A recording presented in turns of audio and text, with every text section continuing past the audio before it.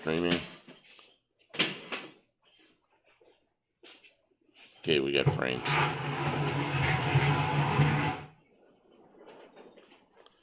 We got frames. We're on. Oh, hey everybody. It's Sunday night. Kim is scooting a light over here to make it a little better. Welcome to the stream. Tavo. Man, he was here like hours ago. But is he here? I don't know if he's here. If he's here, I'll give him the early points. Okay, we'll give him the early points. If he's here. I don't know. Okay, so I'm sitting here trying to clean tools while we live ourselves. It's Sunday night and we have not done a stream since Tuesday. I have my overall health and wellness has been we took some time off so I could rest. Today was good. Campo Vic. Welcome to the stream. I award you 2 points because it was a quiet start here. We are productive again. You did some lawn maintenance. Oh, I went out and rode the mower for a large portion of the day. And you cannot see, but I can see that there is no car in the garage to see. I'll swing the camera on in a second. I just got done with my live about an hour ago. Oh, okay. I hope it was good. I'm sorry. Oh, you did a live. I didn't even know about it. Jeez. We did not make...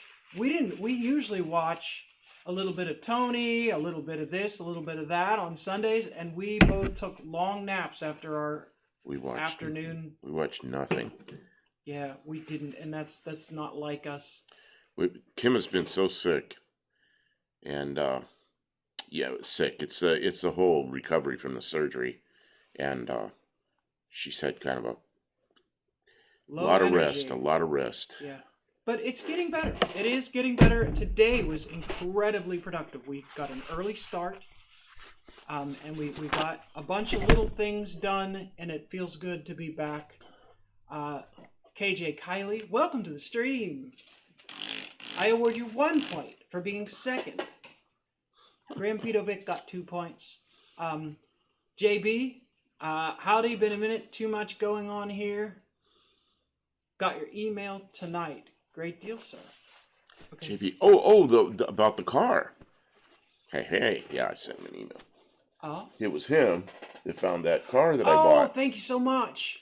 Man, that was a good find. Since the moment he saw that car, he has been like, yeah, and I couldn't talk. I gotta have it. I couldn't talk about it on here. I was afraid somebody else had snapped it up. Somebody else is gonna buy it. I want it. So I pulled the trigger on it.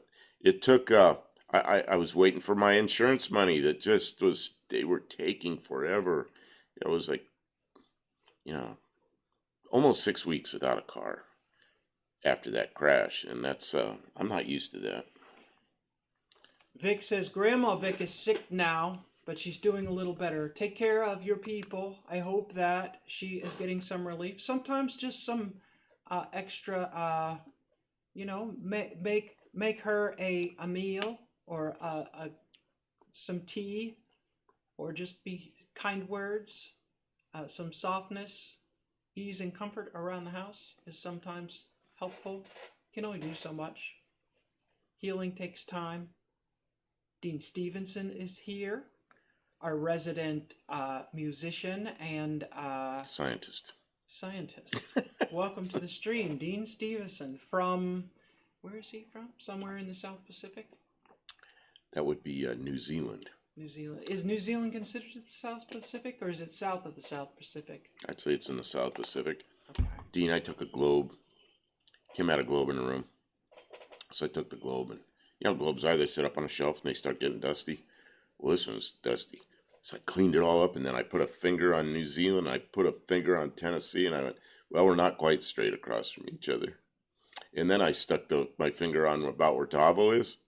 It's pretty close to straight across, but still not quite. Man, you guys are a long ways away.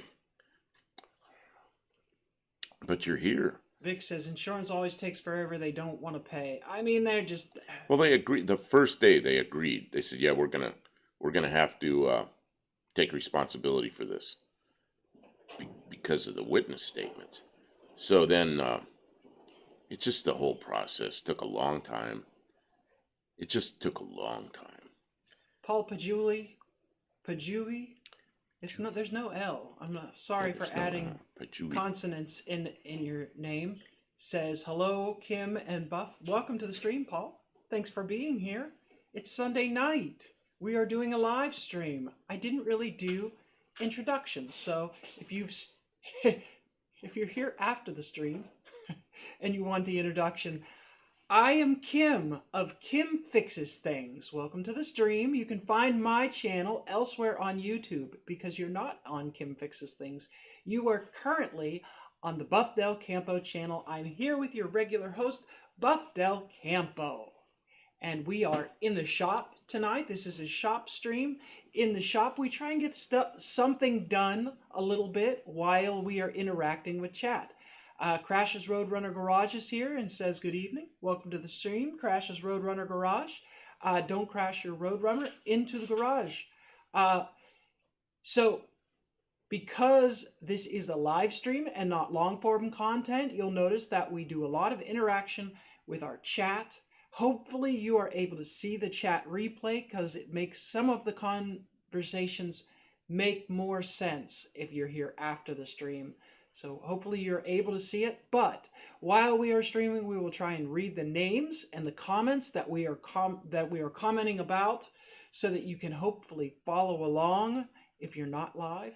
But it is more fun to be here live. And for live streams, Tuesday nights, we almost always live stream at 7 Central. And we like to live stream from the shop. We do the late night cleanup crew kind of stuff. So around 10 p.m.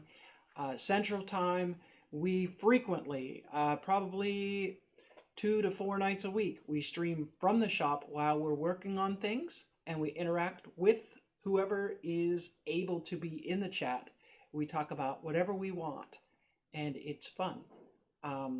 Mostly fun. And sometimes we get off way deep in the weeds about car stuff. We don't talk about politics. If you want to talk about politics, there's a million Reddit threads. Go click on the little live tab on YouTube. There's 1,000 political things. 1,000, 100,000 of them. We're not talking about politics here because this is our respite from that. We all have to live that every day. Here in the shop, we are protected from all of that for the moment. And we can just focus on good old-fashioned slant sixes and LA small block Mopars and 904 transmissions and things like that. Ford Fox bodies soon to be. We are going to be. I've been researching because I've never owned a Ford Fox body. My brother had a Mustang, like an 84 or 83 or 84 Mustang when I was too young to even have a driver's license. I remember that. Dented Dream Garage is here. Welcome to the stream. Ooh, say hello to the missus, Dented Dreams. Where's that? I know. Oh, I see.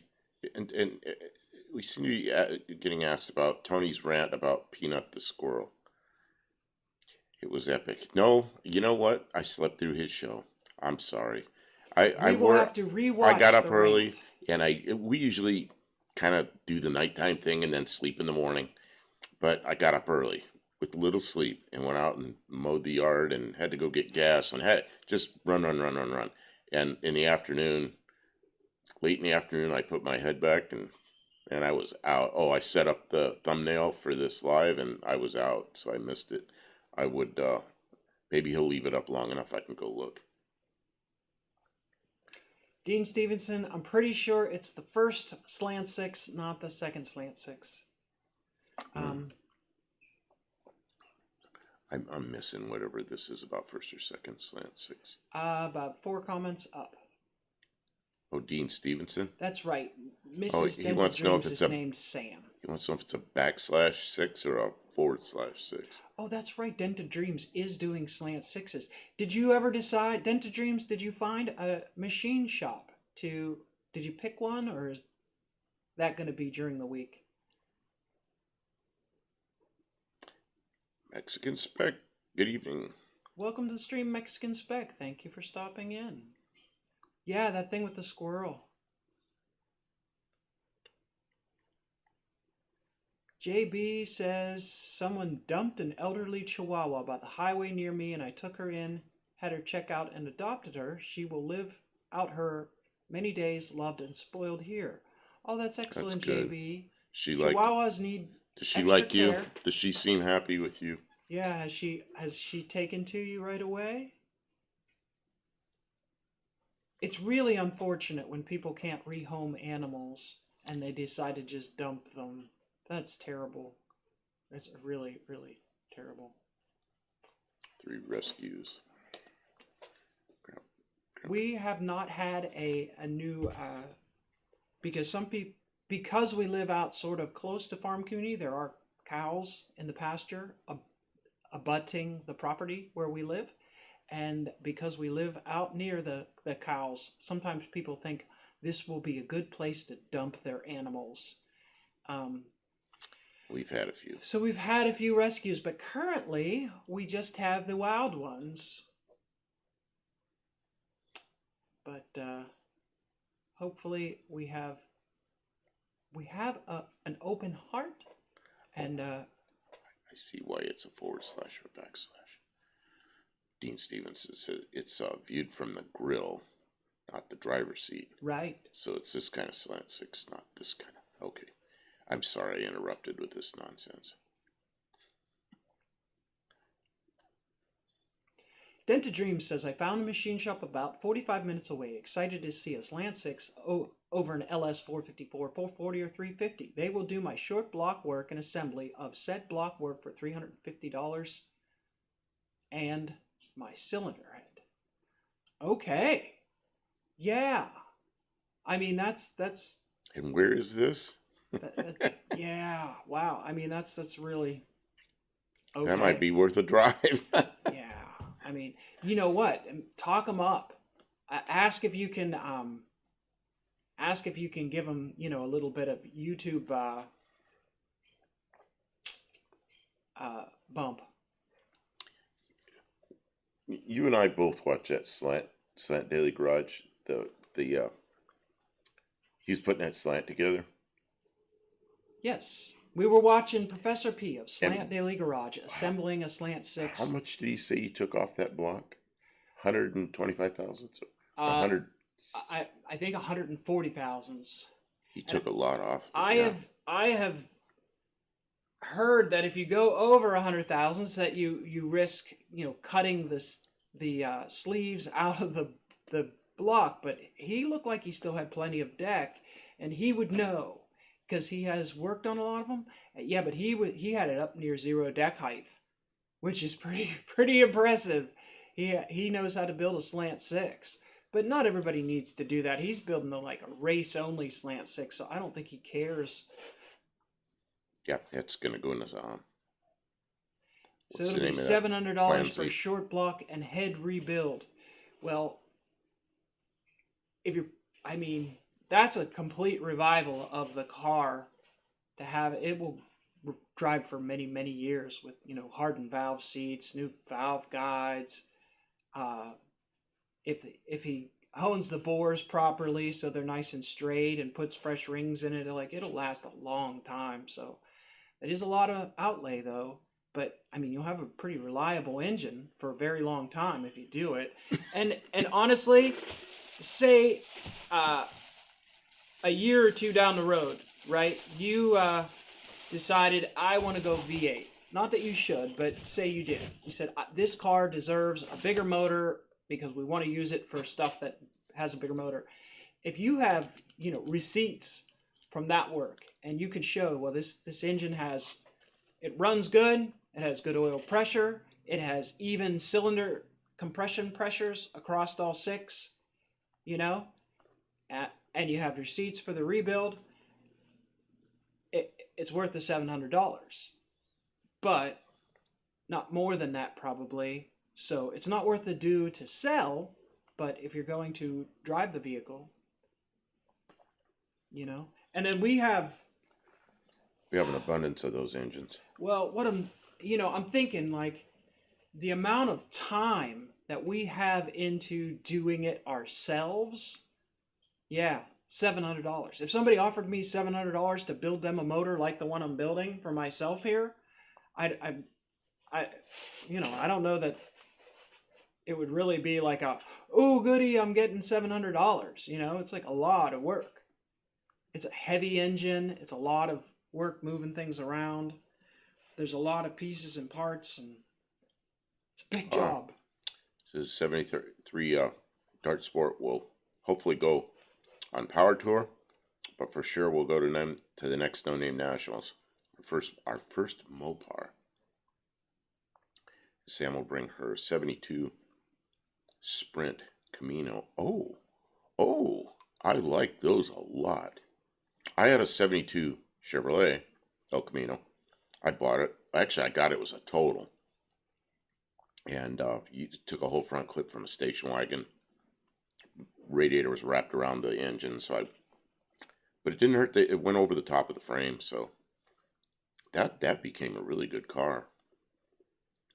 But it was one of the ones that got sold way back.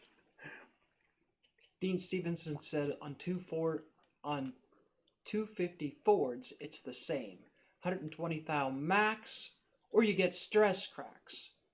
Stock 250 Mustang, Maverick, Granada, Monarchs, 4.1s have a piston down 103 thou in the hole on a 9.469 deck. So that's how high the deck is. It must have been metric or something. No, because it's a 250 Ford. I don't know what happened to those engines.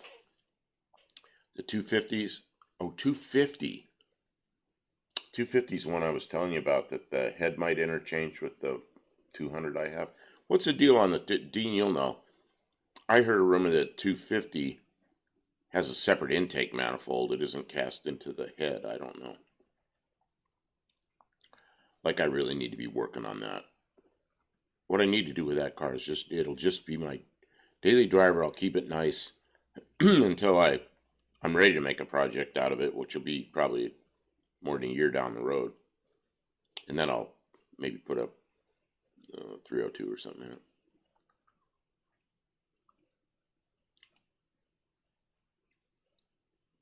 Denta Dreams says, Sam's Sprint? It's a Sprint. A Sprint is like a Sprint is a GMC El Camino. Okay. It says GMC on the grill. His spell correct keeps messing with. Where did it say? Because I read Sprint, and Sam will bring her 72 Sprint Camino. Oh, the next line down. Someone made it into an El Camino SS clone, started life as a 350, and now it is a 454 with a 412 bolt. Wow, that is a lot of engine. It's a tire burner. Yeah.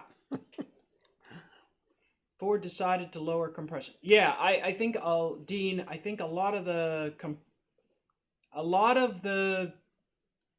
engines got built to lower compression because for pollution, to pass pollution standards, it was easier to do with lower compression engines. So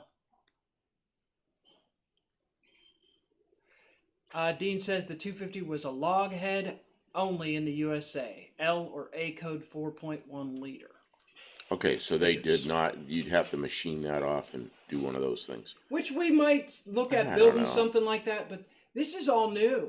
It gives us something to do that's different than it's out of our normal wheelhouse. Well, you see, we've been kind of a Mopar shop online, but we have Mopars around. Kim has several Dodge trucks, pickups. Yeah. With LA engines. We have obviously a bunch of slant six stuff. I have a small block Chevy sitting over there that's almost 0 mile with a turbo 350 behind it that I was going to put into a Studebaker, and now I'll have a Fox body Ford again. So, we're going to have just about everything again, which is kind of how I was before. Everybody thought of me as a Ford guy because I was usually driving a Ford, but, that was because of my 64 Ford. But, I've had a lot of cars I like. and they're from every different manufacturer. Mexican Spec asked, "How am I doing?" Oh, I missed that. And I'm sorry. not really all that great, but um, but but okay. Today was pretty good. Yesterday wasn't too bad. I was really feeling awful. We did that live stream on Tuesday, and then I just have done very little but maintain, eat and loaf around, waiting to feel better. And yeah, today I did some cleanup. Winter will be here before we know it, but I have to be really careful about lifting things. It seems like my arms are very. If I overdo it with my arms, my whole everything suffers. So I need to be. I need to not lift, which, when you're in the shop, everything is lifting. Everything is lifting. So I have to be really careful. I have to. Dental Dreams. Have y'all looked into turbocharging a Slant 6? We have. It is one of our hopeful projects for the future, but you can't turbocharge an engine that's in pieces. And you can't turbocharge a car that doesn't. The other Slant 6 engine that we built last year, we got to the point where it needed front end reworking. And we got partway through that, and then we got distracted by other projects, and then the Dart got elected to be for the No Name Nationals this year, so we poured all our energy into the Dart. And so the running Slant 6 did not get any more care. But we have it's not as specific to the Slant 6 kit. It is like a generic kit, so there's a lot of fabrication involved. So we have a kit with a turbo and an intercooler and a bunch of piping and the whole thing. And we've done some research and a lot of research. We just saw that Dead Dodge Garage was working on. I didn't watch that video, but I just saw it. It popped up on my. I didn't watch because I'm mad because he did it first. But lots of people we got all that new stuff, and somebody else beat us to it. A lot of people have done Slant. A lot of people have done Turbo Slant 6s. And a Turbo Slant 6, it's a stout bottom end. It can take a lot of boost, probably. It's limited by flow characteristics, by the size of the valves. It's got a long stroke and low compression.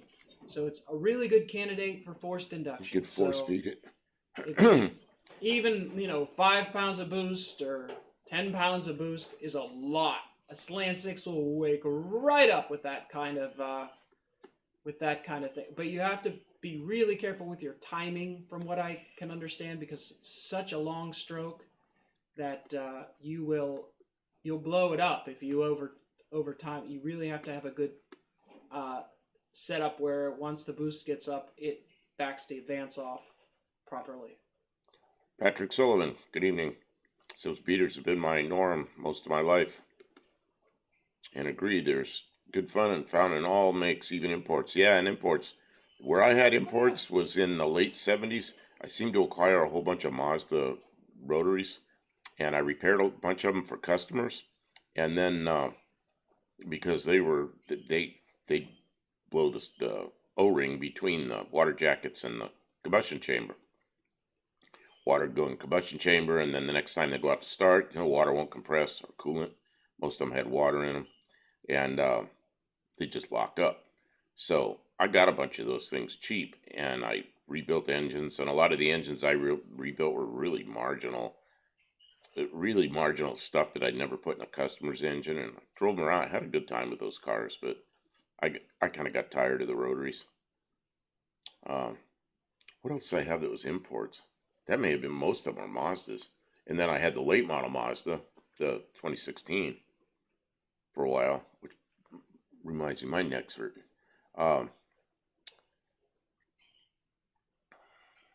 What'd you have over there? Tylenol or Yeah. Yeah. Can you get me your Tylenol? Sure. I'm hurting. I don't know why I'm hurting tonight, but I haven't been hurting. Well, I rode around that mower and probably irritated my neck. Dented Dreams Garage says, poor cylinder head design, but forged steel rotating assembly and stable design. Yes, it has good things. The thing with the poor cylinder head design is, I mean, it was overhead valve, so it was an advancement from what they were doing. It was a big upgrade, but also, the valves and the ports and everything were designed for a 170 engine.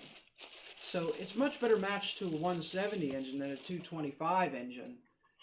So, they shot themselves in the foot with making it into a 225. Well, you know what? They actually they did. I think they did all right because it was an economy engine, and they sold whatever R&D work they did. The R&D work they did on that paid them off so well. They built that engine forever. Patrick Sullivan says, "Why aren't more Paxton type blowers common? Are they that bad that it's not worth? Do you have any?" Oh, Tim is here. Tim's here, and Mexican Spec's leaving. Oh man. Yeah, he just got here. I lost some of the chat. I'm sorry, guys, but we see you there. You can repeat yourself if we missed this comment. I'm mixing up some kind of cherry flavor for my water. Kim's gonna get me a Tylenol or something. Let's see here. I'm sorry, I'm not keeping up with the chat either. In New Zealand, we do meat processing, so we have access to overhead methods of moving heavy object.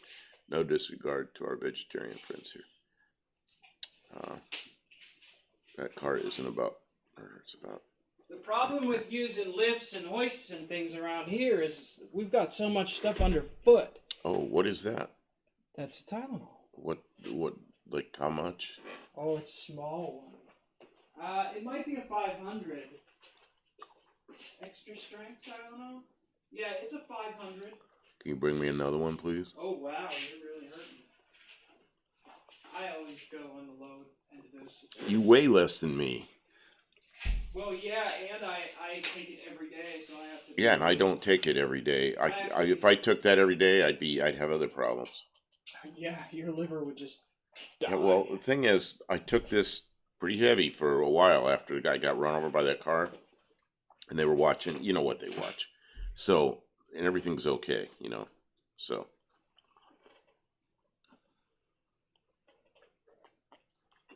The last time I took Tylenol was quite a while ago.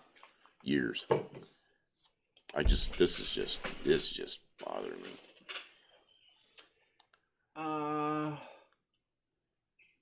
Okay, let's go back up. Right under Mexican Spec, I think we can start there. JB says... hard to find, especially not rusted. Okay, what are they talking about? They're talking about the 280 cars. 280Zs. Or 260s or whatever. Yeah, it's hard because they were built, out of thin metal, so they weren't too heavy, and they're just, they're rare, they're desirable. People hold on to them, tuck them away. They come up every once in a while, and if you really want one, set some money aside so when you do see it, I mean, you have to be ready for it, or else it won't get away from you, because they're desirable. Dent Dream says a Slant 6 rival diesels for longevity, a true legend in American automotive history. I mean, there's some really the wearing properties and the metallurgy is actually pretty good, burnt exhaust valves are like the most common problem that puts sidelines a Slant 6 is a burnt exhaust valve. Like, I can't think of a whole lot of other problems that Slant 6s... If you keep water and fresh oil in it, they'll just run and run and run. Even with a lot of wear, it'll continue to work for a really long time. So, yeah. I've severely overheated Slant 6s, and then they continue to run. And, you just got to keep oil in them. Um, Gretchen says this is scrolling by really fast. Jamie's Slant 6 is a 170. Ours is a 225. It has a 1 inch longer or taller block height. And I don't think the stroke is a full inch more. So a 170 has a little better compression because the has less deck height. Oh, Tim says, is the check still in the mail? No, I got the check deposited. I bought a car, but I got to go get it. It's in Texas.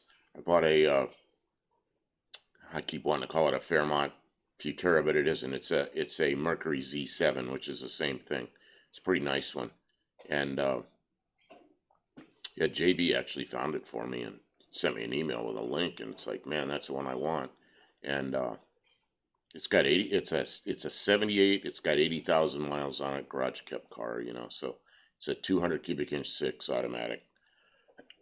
Things wrong with it are air conditioning doesn't work, but it's still all connected up. And he said it needs a. I think he's being truthful with me. It needs a compressor.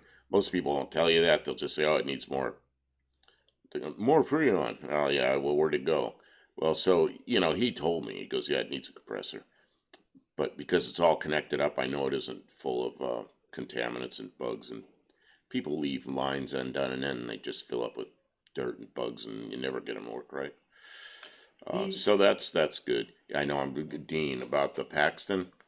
I got a friend out in California that, what were they called before they were Paxtons? They were McCullough. I got a friend out there. It's a McCullough supercharger. Crazy guy. He knows everything about them, and mostly he uses them on F-head. Remember the F-head Kaisers, like used in Kaiser Jeeps maybe, and Henry J's and all those kind of cars. And flathead. He puts them on flathead uh, Packards and that kind of thing. And he's yeah, he likes those things. He's a real good friend of mine. I mean, Roots type blowers have the wow effect, but bolt-on belt drive Paxton blowers seem far simpler than turbos. Yeah, I really like the belt driven, um,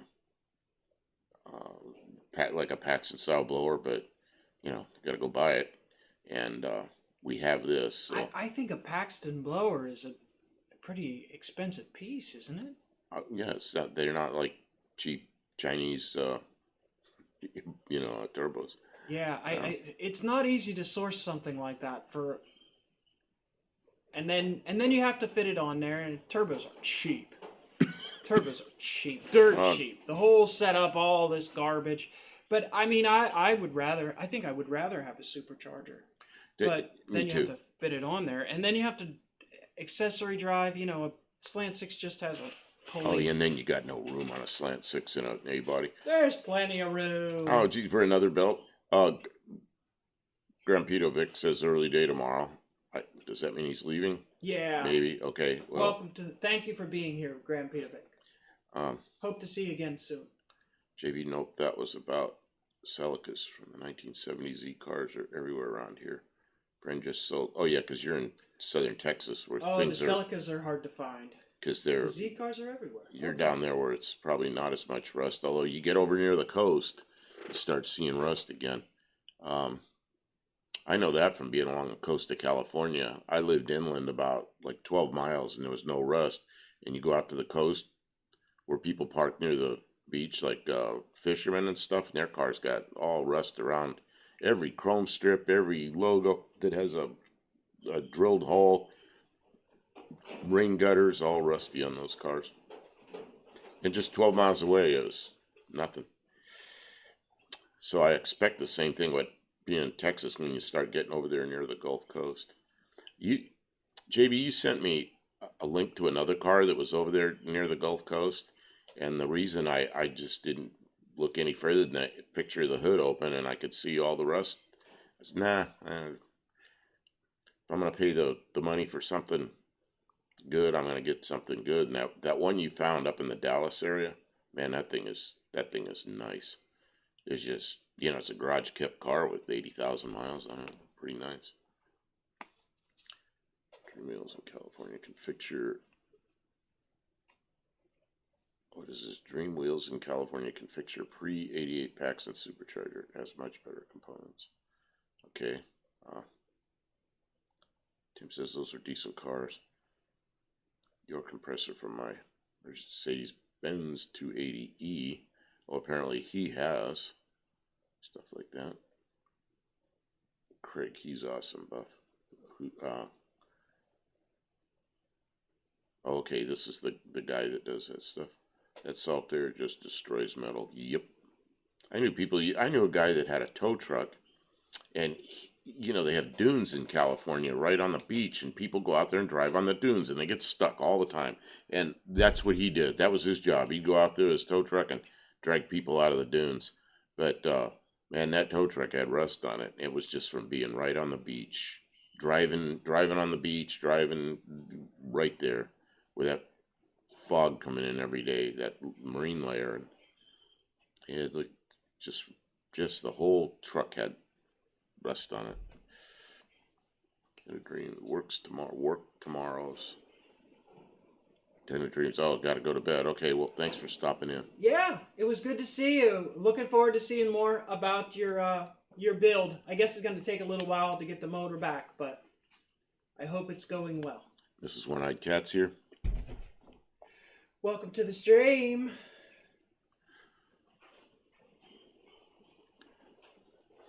I'm sorry, I was like started talking over you, and then I realized I had to stop, and now you're like out of. I'm okay. You're okay. I'm resting. You're resting, okay. Oh, I didn't look at the clock when I took that. That was like 5 minutes ago. Yeah, my neck's bothering me a bit today. This is the most it's bothered me since that crash. Well, It's probably the lawnmower. Yeah. Out on the lawnmower all day, or for 2 or 3 hours anyway. Yeah, you've been nursing it and not really knowingly, just kind of. Well, that's what I've learned with injuries is you got to exercise them, but you can't overdo it. Yeah. And you got to find that balance. And it ain't easy to do. Yep. Find a balance. Daniel-san, find balance. You must find balance. So you're going to work on this or what? Maybe try. I think Kim, man, my throat's bothering me already. I think Kim is going to put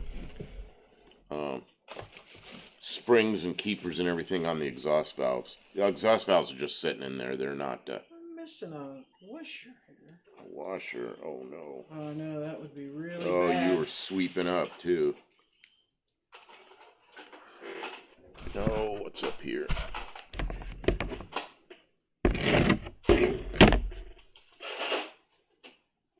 It's one thing with old cars. You really got to watch the little pieces and parts, because if you need a piece or a part, it might not be everything easy. is $20. Yeah, you might not be able to get it. Man, everything is $20. I gotta find that washer, so it might take me a minute.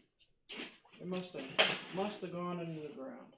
That's no good. This One-Eyed Cat says, I've been waiting for you to come, but my daughter called me and I just got off the phone with her. Oh, that kind of thing happens to me all the time. I end up on the phone and I miss something.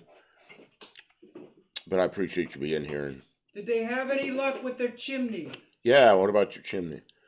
Yeah, JB says, I wanted to find a Callaway twin turbo setup for my TPI and my GMC. I don't have a pilot's license though. It's fast enough for me though. We had it up to 140 miles an hour at the Formula One track. Wow.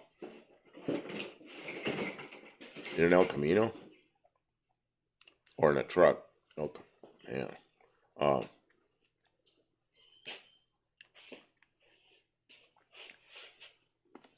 Sarah Canadian Diesel's here. Hey, hello. He says, howdy, strangers. Yeah, we took a few days off. I wasn't spit. Kim's really been, her neck's been bothering her a lot since the surgery, and she's just been trying to rest. And today we started getting with it again, but now my neck's bothering me. We both got, hers is much more severe than mine, I think. Mine just got jostled around. Hers had surgery and a long history of problems. Yeah, I'm gonna get better. Can I? Reeve Callaway turbo stuff is amazing. Can I use this as a table. As long as you don't grease it all up. I'm not going to. I just want to stick my. Because it was really greasy tonight, and I cleaned it a lot. I just want to stick my springs. Kim, that's a strange way to rest. Sit your tush down. Well, I had to get everything. Oh, it's this 89 GMC Sierra step side. Oh, I remember that. You went 140 miles an hour in that? Oh, man.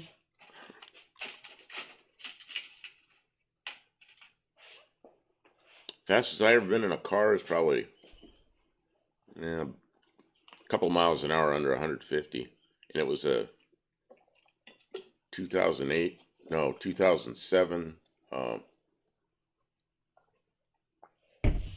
Pontiac Grand Prix with one of those sideways LS engines in it. And rolling along pretty good, but it didn't want to stay. It was getting real weird, didn't really want to go straight. I slowed down. But I've been faster than that in other vehicles on the ground, and I don't like it. I like to get away from the ground when I'm going fast. It's the fastest I've been on the ground. I don't know. What can I say? Kind of like 203 or 204 knots, something like that. Which is pretty fast. Hey, can you give me a... Give you a Guys, we're gonna start assembling this head. It won't take too long, and we'll be watching the chat, but we'll also be distracted a little bit. You ready? I think I am. Yes. Fingers clear. Keep going. Oh, it's not centering up on the valve. It's creeping. I don't know why. It's okay. It doesn't matter as long as it. Yeah, it's doing good. Keep going. I'm having trouble with this socket. Yeah, that. Okay. I should be able to get that to go on now. Heapers. I didn't say he says I didn't say I was a smart person. I wasn't driving this for insurance reason. Got a bud that works at Circuit of the Americas, and he snuck out on the track to see what the truck would do. Dean Stevens says air machines are way more stable than ground machines until you get them on the ground. Man, one thing I don't like is like sitting all the way in the back of an airliner, and when they land, and you know, I can guess about how fast they're going, 135 knots, something like that, and they're, you know, you start feeling this, and you know they're trying to keep it on the center of the runway. To me, that's really uncomfortable because I'm not up there. I don't know what's going on. I'm in the tail of the airplane where everything's exaggerated, and I really dislike that. Okay, take her out.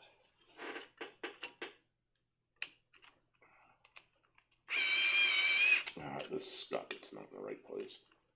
There's some spots where it works well, and there's other spots where it doesn't.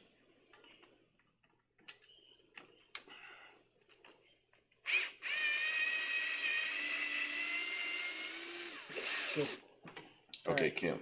Yeah, I'm gonna go fix it. What we need is a different socket or something. That one's not. Well, sometimes it slides right on there, and sometimes that won't go on. I don't know why it would make any difference in one position or another. Like right there, it's really on there. What are you going to do? Try to grind it more? Yeah, I'm just gonna give you a little bit. Yeah, because some positions that socket is really stable, and other positions it just like forces it back off again. Watch out! You have glasses on and your hair and everything.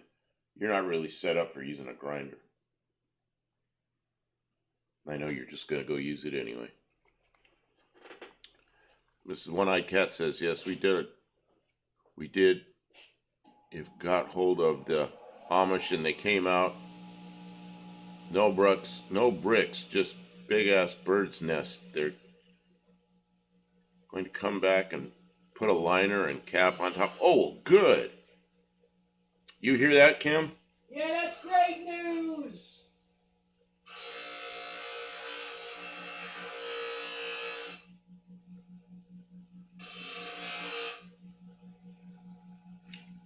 Patrick Sullivan, the float feel at speed makes me pucker too. Always was a too light guy. Sarah, Canadian Diesels, I have a head gasket job coming up, so I'll be making a video of me compressing springs by hand and also ripping the full unopened pop can in half. A big hand.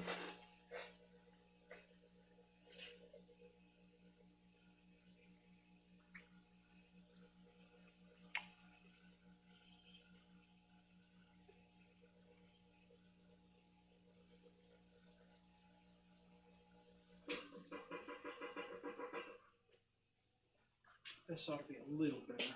Okay. I don't want to make it too loose because then. No, I was thinking we just get a different socket because it was kind of weird that the it's socket. It's not the socket. It's this. You know, it's probably a cheap socket. I got a hex on the end of this clamp so we could run it with the thing, and it makes a mess. This would be the thing. I'm so glad to hear you got your chimney fixed because the weather is. Well, and it wasn't bricks. It was a huge bird's nest. Yeah, we had a bird get in. They said it was bricks. Yeah, she thought it was, but they had somebody come up there and further investigation. That's great. You got a good inspection, and now they're going to put a liner in it and and a cap on top. Yeah, because I think she said she has a multi-story home, so yeah, liners she are said good. 3 stories, so that's liners are good. Okay. You ready? Yeah, go ahead and see.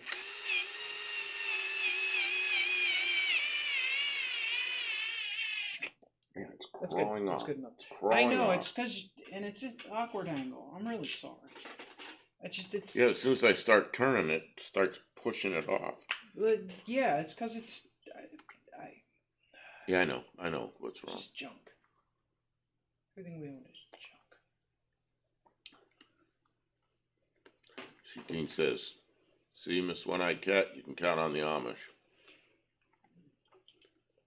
Mish possible." Sarah says, "I'm half gorilla. My friends call me Sasquatch." He says he can do this by hand without a. Who can? Sarah, Canadian Diesel. Both. She says here, "I have a head gasket job coming up, so I'll be making a video of me compressing springs by hand and also ripping the full unopened popcorn can in half." Oh, okay.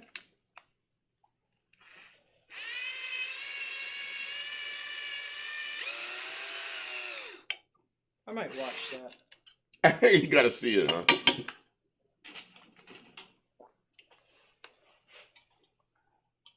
Sarah says, "Amish, I want a law made that all children at the age of 14 must go live and work with them for 1 year and learn how to do something." A lot of people, though, who are Amish decide not to remain Amish. It is a difficult path in life to be Amish. Why won't this stay on there? Because it's all crooked. Okay. Yeah, but sometimes it works really well, and other times it doesn't. Depends on the bite you get. Good. Depends on which bite you get. Depends on which bite you get. Sarah says it's an impressive trick, Kim. Which one? Probably compressing the valve springs by hand. Oh, yeah. Half gorilla, yeah. Ripping a full unopened can in half by hand. Yeah, that would be pretty impressive. You might blow up the internet with that.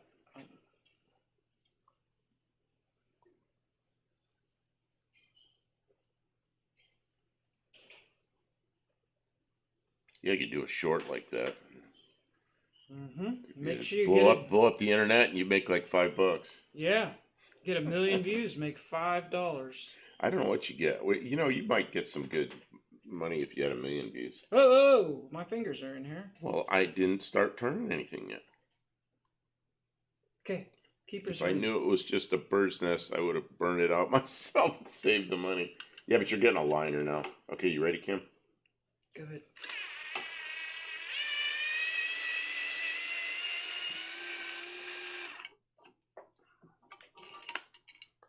So it says no phones, computers, TV, just food, sleep, work, and beer for 1 year. And beer, just imagine. Gets after that. Ever tried shoe fly pie? I don't even know what that is. Jeez.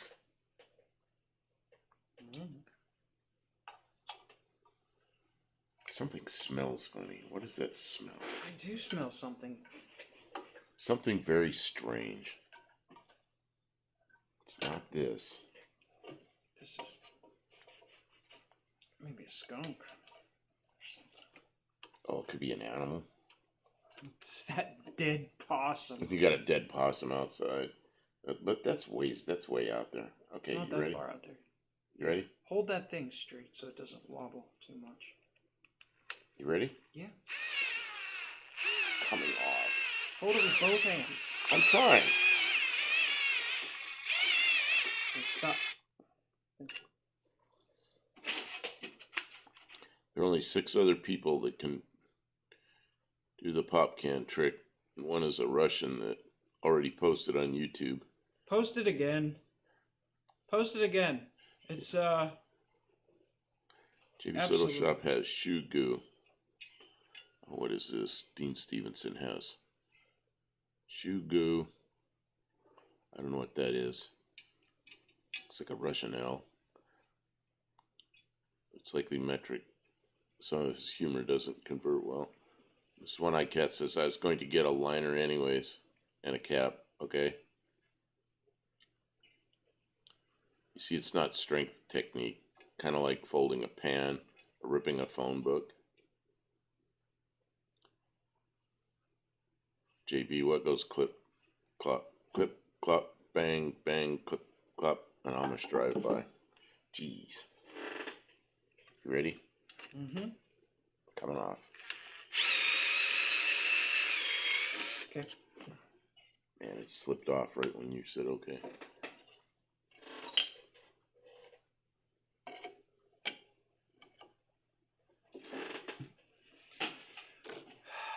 Amish drive-by. Clip, clip, clip. Let's see.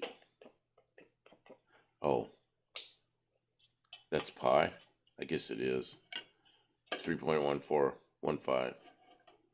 9265. I don't know. I guess you can go on from that. I'm not on. My foot's caught. There.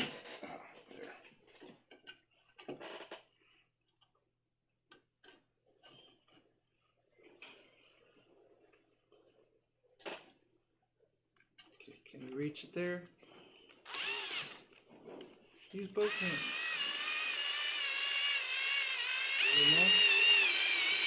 Good. Okay. Pi. Like PIE. Somebody commented on my video about the cylinder heads that I need hardened valve seats because my seats are recessed. And yes, I do. But they're good enough. They'll be good on the. We'll do that on the next head. Yep. They'll be good enough. This is Everything already. This does- was running okay. Oh, That's this right. is a different head. No, this is the head that was on the car, and it was No. good. The problem was Oh, it is. It is. It was the head on the car. the That's right. problem was that the bottom end is just worn out. And this is not in beautiful shape, but it's ported well and it's put together a new it has good guides. It has the seats are good. There's recession in the exhausts. So it's not going to last a million more miles before it needs seats, and it needs probably some kind of lead additive in the fuel to keep the seats from recessing. But it'll be okay. Put avgas in it. It'll be okay. I'm not running avgas on the street. Okay. We'll run. Slayer says, Crash says, good night and stay healthy. Yeah, good night. Thanks for Thank you. stopping Well, in. we're working on it. You as well, please. Slayer Canadian Diesel, you're gonna paint the heads. There's one head orange, or do them in black with orange stripe in the center of the valve cover. No, it's going to be orange. It's already got orange paint on it. The whole everything on this engine will be orange. It's going to be the Great Pumpkin, huh? Okay, you ready? Yeah.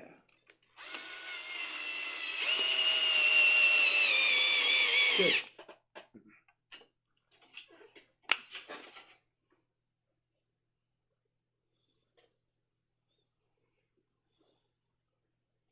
Now I'm hungry for 3.141. Which would be the pie that he said, PIE rather than PI.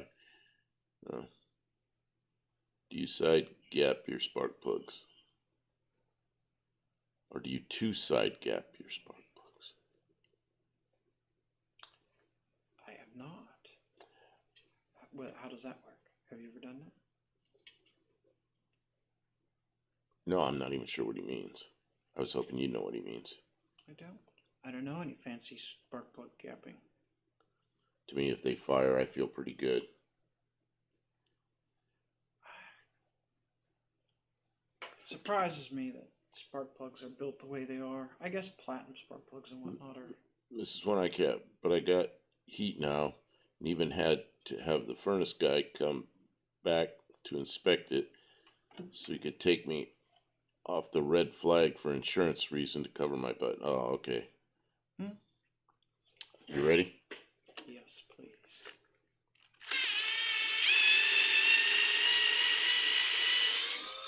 There you go. Well, I'm really glad you made it there because the cold weather's gonna come and then you're gonna be out of luck if it wasn't done. So I'm glad you got it done. I've got to call my insurance people again tomorrow. They put my Mazda back on and it got real expensive again. It's like, the car's wrecked. It's gone. Doesn't belong to me anymore. They know that. And now they put it back on the policy.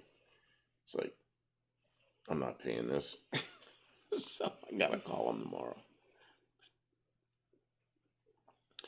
Okay, Sarah says it gives you better ignition, smoother arc, and shy more horse poops. Side gapping spark plug. What do you I'll mean? have to look that up. You mean I've like never the heard of it. electrode, instead of being like this, it's like this? Is that what you mean? It comes in like that? I'm not sure what he means. Because that's how aircraft spark plugs are. They come in from the side like that.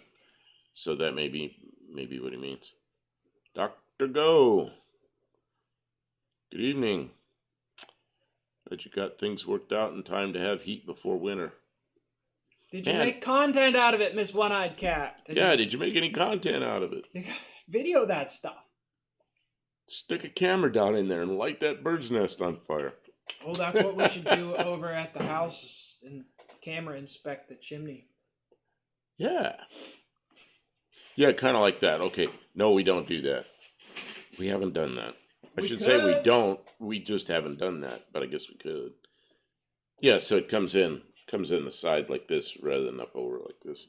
Yeah, all the aircraft plugs are like this. They come in from the side, and some of them have two that come in. So I guess never liked the fact that the electrode's way out there in the center of the combustion chamber, hanging out there for no real good reason. It's actually shrouding the spark.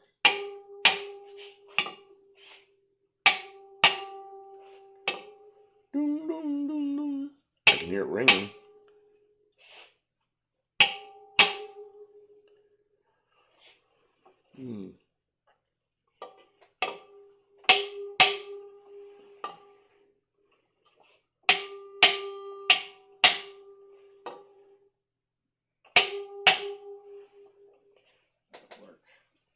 That will work. That'll do, pig.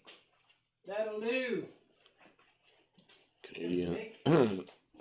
Sarah says, LOA cooked chimney bird and fire baked bread videos. Would you help me take this thing off of the stand? Where are we going with it? Not that that matters. I just want to know so we have a plan. We're not just walking around going, okay, where do we set it? Let's make a plan. Yeah. And you can break. Is that valve cover ready to go? No, it's not. Or is it? I can't tell that valve cover is ready to go. That valve cover is ready to go. Yes. let's see here. Are you guys heading up to Copes before the roads get slippery up his way to get those transmission parts? Us? You know what? He didn't get back to us. He was busy. Like, he was making videos about that new transmission thing. Oh, he He had was all talking this. about how busy he was. He didn't say that he had the parts. He really never got back to us. Well, we've got another trip we got to take. I don't know how long you've been here, Dr. Go. I mean, you just but yeah, we started on would the love to check. get them. But we got to make another trip first because we got to go get my. I bought that Fox Body car in Texas, so we got to run down there and get it. Here's this turbo manifold that I started making, and so he and I had some discuss. Oh, I'm gonna sit so you're not staring at my middle without me being in here.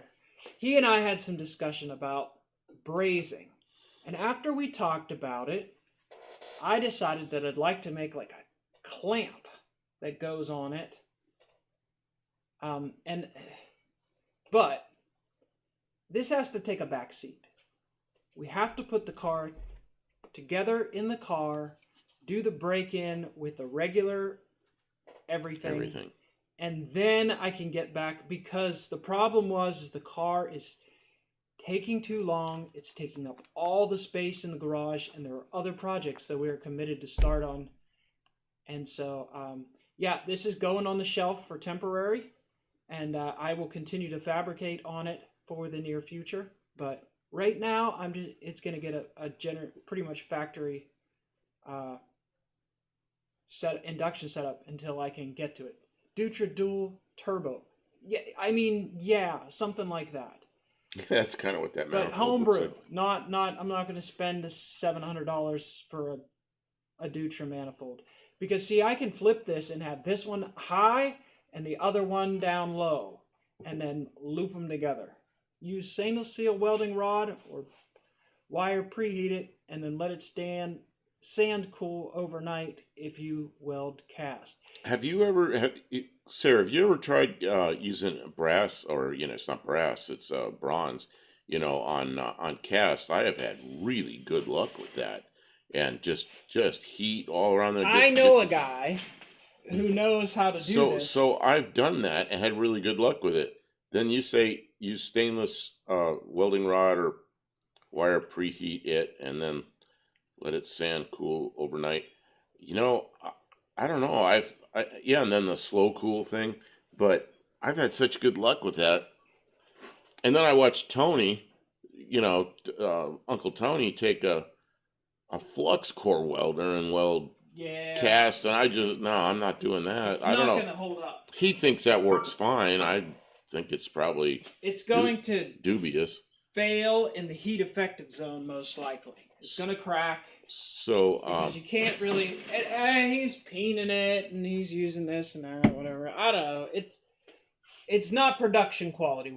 We'll say that. If you're going to try and do it for yourself and then you're watching it, you can't sell that to anybody, and you can't expect that to last. It might, but you can't expect it to. Yeah, Sarah says, I used to bronze well with torch on cast, but it's getting expensive.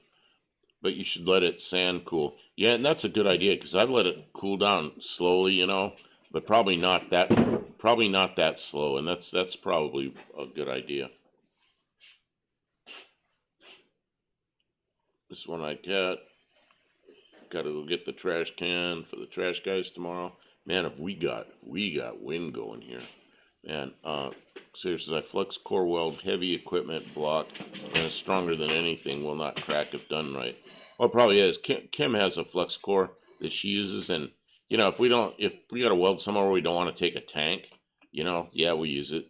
But in the shop here, I'll use the MIG with the gas, just because it looks so much nicer. Okay, before you have an accident, where are we going with this? Oh God, it's really. We're putting it on the floor. I don't know. Where do you want to go with it? Oh, I don't know. I thought you might. Down off of these things. I need to. So you're gonna walk around that way? You got a chair? No, I'm gonna kick this out of the way. Oh, don't kick mine.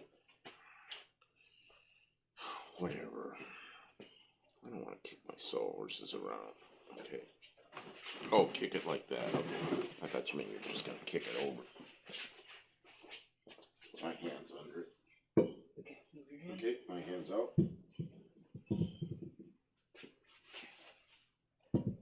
Yeah, it's not going to do that. Okay, you want your piece of wood? Here, stood up for now. Ooh, that's not good, because I'm clumsy. I'll knock that over. Don't knock my sewing tool.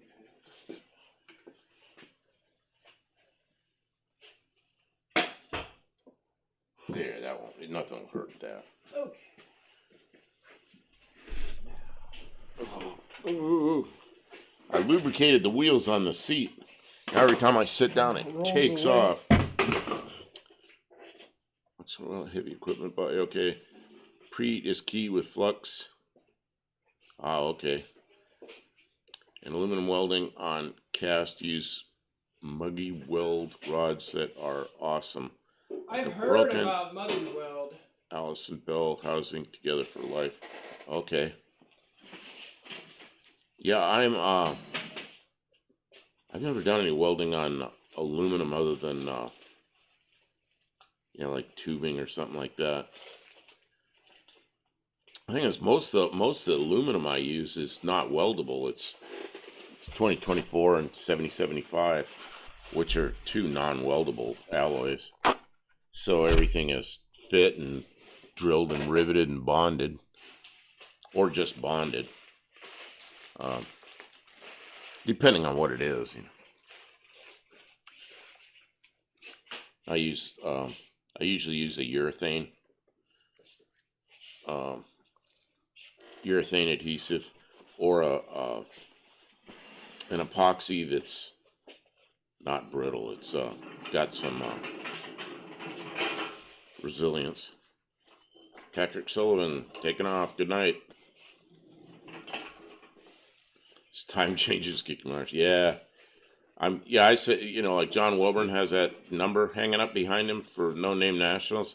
I told Kim on the way over here I'm gonna hang a number up for March 9th, because that's when we change the time back. I'm already not liking it. Yeah, it gets dark way too early.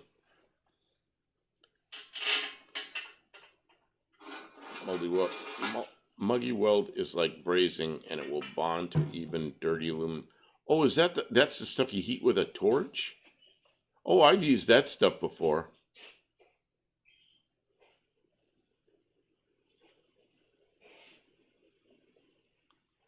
Yeah, I've heard Muggy Weld is. I didn't know what it was. Muggy weld. I've never heard that name. But I have some rod, and you have some rod around here that's the stuff you heat to work on aluminum. Yeah. Yeah, I've used that stuff. That stuff's wonderful. I didn't know what it was called. Well, Muggy Weld is like a brand name. Brand name? Well, this, you heat the aluminum with a torch, and then you rub the rod on the aluminum, and it melts on the aluminum, and it works quite well. I never even thought about that. I've used that for things that aren't real critical, but I want them to stay together. I was talking about doing that on an intake manifold, remember? Yeah. It Yeah. depends on, what is it, a stress crack? Is it, is it a change to it? Well, if you're talking about a muggy weld, is this the stuff it's actually like kind of like brazing, where you're not melting the substrate, you're just melting the rod, and it just flows like solder, like bronze. It just flows nicely. I think that's the stuff you're talking about, but I'm not sure. Yeah, Patrick, it's giving me a hard time too this year for some reason. Yeah, our schedule's so screwed up. The time change doesn't make any difference like that. And I was used to huge time changes all the time to travel. But, if I'm on our time here and I go outside and it's 5 o'clock in the evening, it's already pitch black dark. I don't like that. I don't know. I like. I'm waiting for spring. It's already waiting for spring. I'm not waiting for it. I'm just looking forward to it. We got a little bit of respite from the cold. We got a nice day today. Oh, today it was 80 degrees here. 80 degrees Fahrenheit. Amazing.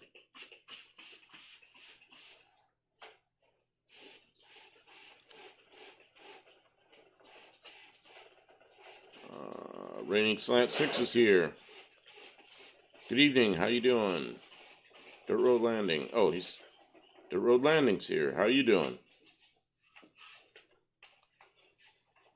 With all the time zone changes, we are actually living in the early 19th century, if you do the math. Yeah, I don't know.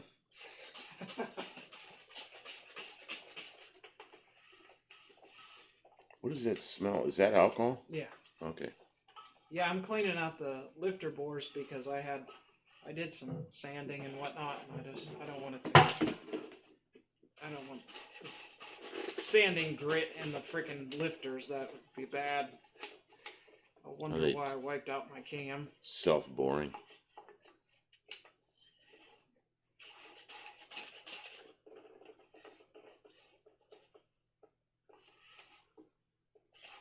Well, for all of you that weren't here earlier, we took some days off because Kim her neck was really bothering her from the surgery, so she rested a lot and kind of getting back with it again, but taking it kind of easy.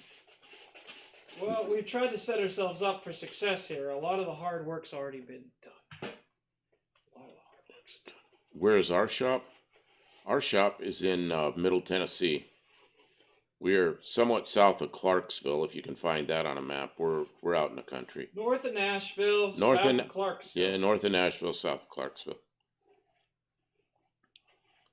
Tim says it gets dark here early in Colorado. We live at the bottom of a 14,000-foot mountain. It's a big wall. Yeah, I know what that's like. You live down in somewhere where there's a mountain. Man, does the sun set early. And he says Kim's getting the engine drunk before taking it home. Yeah, it's probably not a good alcohol to drink. No, I'm sure it's not drinkable. That might be that. Is that? That's the glass cleaner kind. It's the inexpensive. It's the denatured. Yeah, no, I know. Denatured alcohol. It's really expensive stuff. Not too far from Hickok 45. Yeah, he's somewhere around here. He's not right in our neighborhood, but yeah, you got the right idea. Are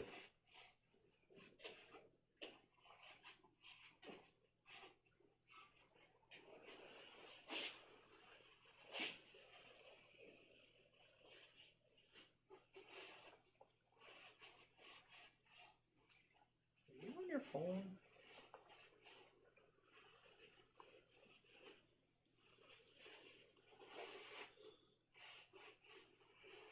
Wait, Hickok 45, who's that? Hickok 45 is the guy that has that range that's kind of on a hill and he shoots it. He has all these guns and he shoots it. He's not a car guy. No, and he's I think YouTube's giving him a hard time because they're all anti-gun and everything. It's pretty bad.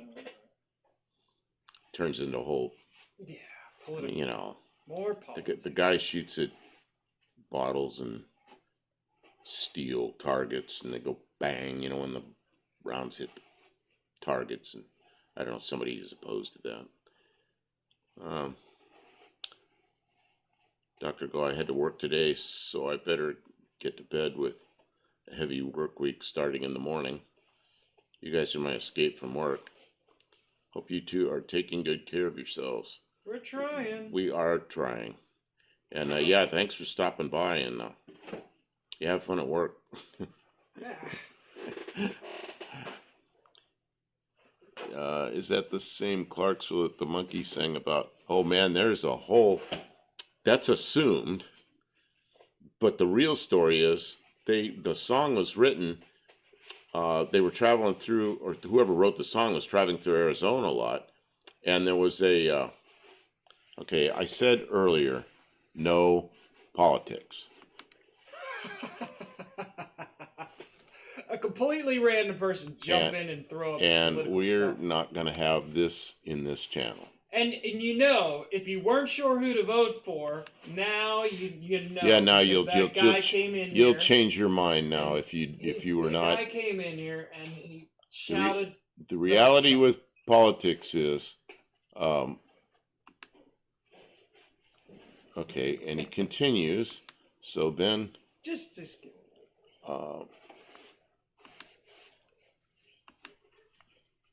there, he's,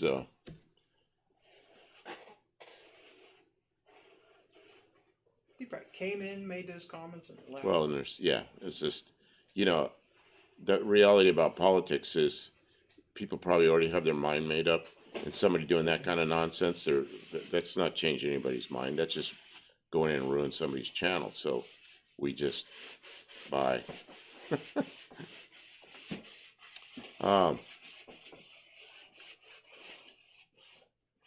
Let's see, where was I before that idiot came in here? Sorry for the distraction, She everyone. is a distraction. Oh, about the monkeys. So anyway, they were traveling through, or whoever wrote the song was traveling through Arizona, and there's a place called Clarksdale. And the song was written Last Train to Clarksdale. But then when it came time to record it, they didn't like the way it sounded, so they changed it to Last Train to Clarksville. Well, then everybody assumed it was here. And that's okay. We're one of the Clarksvilles. There's Clarksvilles all in many states. There's Clarksville, and I know there's one in Texas, I think, and they're around. But yeah, this is the big one. So, do you know anyone that wants a 1974 Pontiac? I think it's a Parisian, something like that. That needs minimum work, runs and drives. Man, that's on the other side of the border. Where? Well, it's in Canada. Yeah, it's a Parisian, so it's in. I think that's how you pronounce it. So it's in.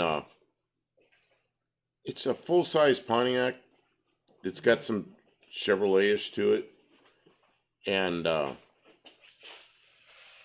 that's to me an interesting car. Those Canadian Pontiac things, like the Chevelles that say I can't think of what it is right now. It's just going to come out of my mouth, and then it didn't. The yeah, you know the ones I mean.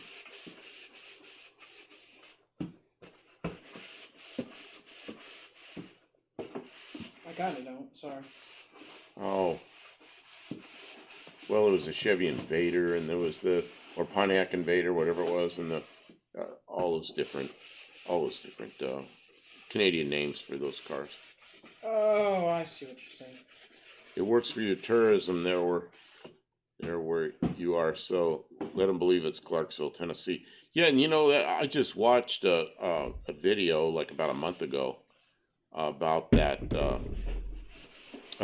very subject, and that's kind of what they said, is they just let it be that it was Clarksville, Tennessee,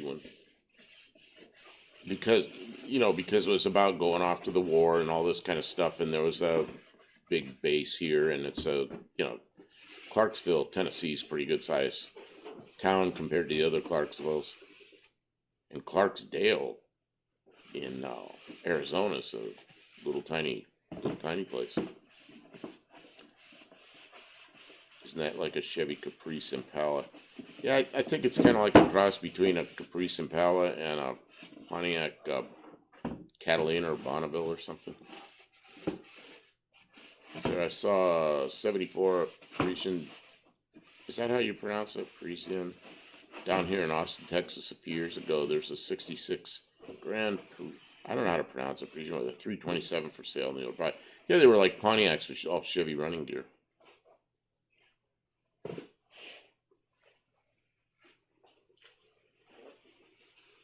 Oh, they were Chevy Pontiacs. Chevy-acs. I'd love to buy some land in Middle Tennessee. One day I will. It's dirt road landing.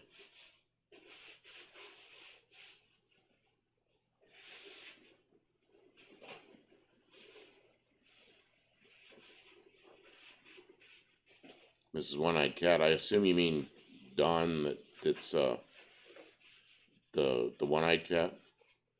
I don't want to go any further than that. See, I will. Okay, let's see. I also have a restable, probably a restorable, running 77 Lincoln Mark V. Dean Stevenson, like Neil Young, Southern man, don't want him around anyhow. Neil Young was cool with LS. God, what were those things that were, they looked like a Chevelle, but they were a Canadian Pontiac. I think they were Pontiacs. I can't think of what the name of those cars are. Usually by now somebody's popped up and said what they are.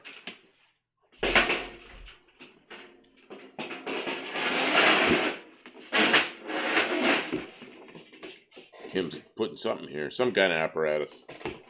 I'm in the way. I am in your way. What are you doing? It's not the right apparatus. Yeah, not the right thing.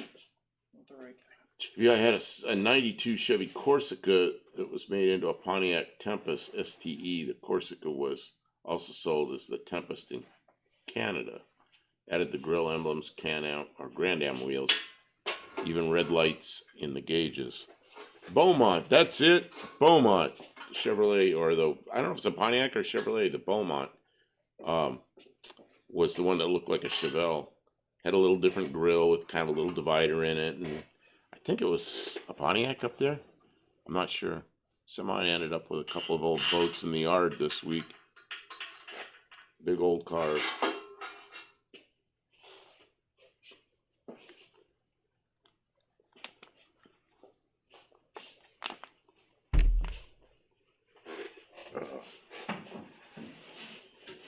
I think this concrete slopes slightly back because as soon as I lube these wheels, it's really hard not to go backwards. Plymouth Caravelle. Oh yeah, I remember those things. Beaumonts, Yeomans, and Acadians. I remember Acadians. I guess were those sold through Pontiac dealers, or they have special dealers for those, or I don't really know how all that worked. I know about them. Did you ever get one of those slant six standpipe and adapter assemblies apart to see the small disc and spring I was trying to tell you about? Yeah, Kim, this is about you. So, Rating Slant 6 asking about, did you ever get one of those slant 6 standpipe and adapter assemblies apart? Oh, she's taking it apart right there. Okay. He's asking questions about I didn't take the check valve out yet. It's on my list. It's on the list. On the list.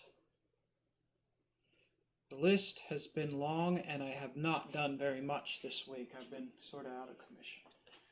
Yeah, she's been resting. The neck surgery got to her, and that's why we haven't been here, because we usually do about 3 or 4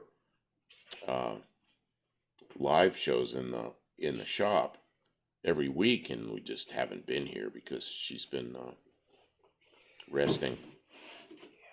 Put some chokes on the wheels. Yeah, see, I take the wheels and they don't roll well, and I really have difficulty with it. I lube them, and now I can't stop myself from rolling all over the place. So now I got to put something on there to stop the wheels.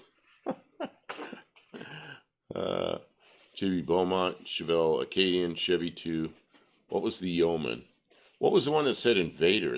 I thought Chevy 2 said Invader on it. Maybe some of those. I don't know. JB says that you need to rest, Kim.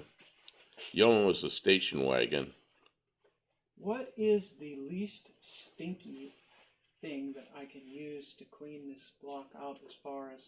Why do you care what it smells like? Kerosene Well, kerosene is going to be a little oily. I want it to be a little oily. Use the kerosene. It's cheap. Just try it, and don't start off with a lot. Just see what it does, and then if you don't like it, oh, you're gonna pour it in. I see.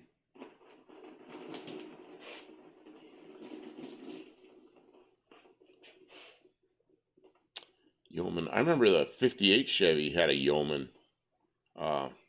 here in the U.S. It was 1 year. Chevy station wagon called a Yeoman.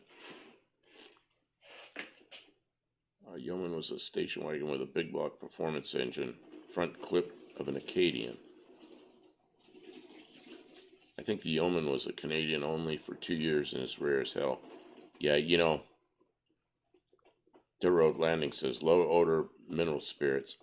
Man, I bought some of that crap. It was terrible. It's just like the new paint thinner. It's like a white color and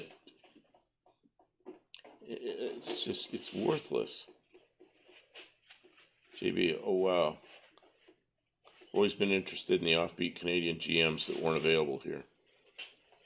I'd love a 409 or 427 2+2. You know, the other thing in Canada, they had the Mercury trucks. And then weren't there some Fords that had odd names that were kind of like Mercury's, kind of like Fords? And I don't know if Chrysler did any of that. Dean Stevens says, Caro, good enough for aircraft, Kim. Yeah, you can burn it in the engine. I think there were farmers that used to burn that stuff in their tractors. In a piston engine. I can't believe that even worked, but I guess it worked. Yeah, Meteor, that's right. The Meteors.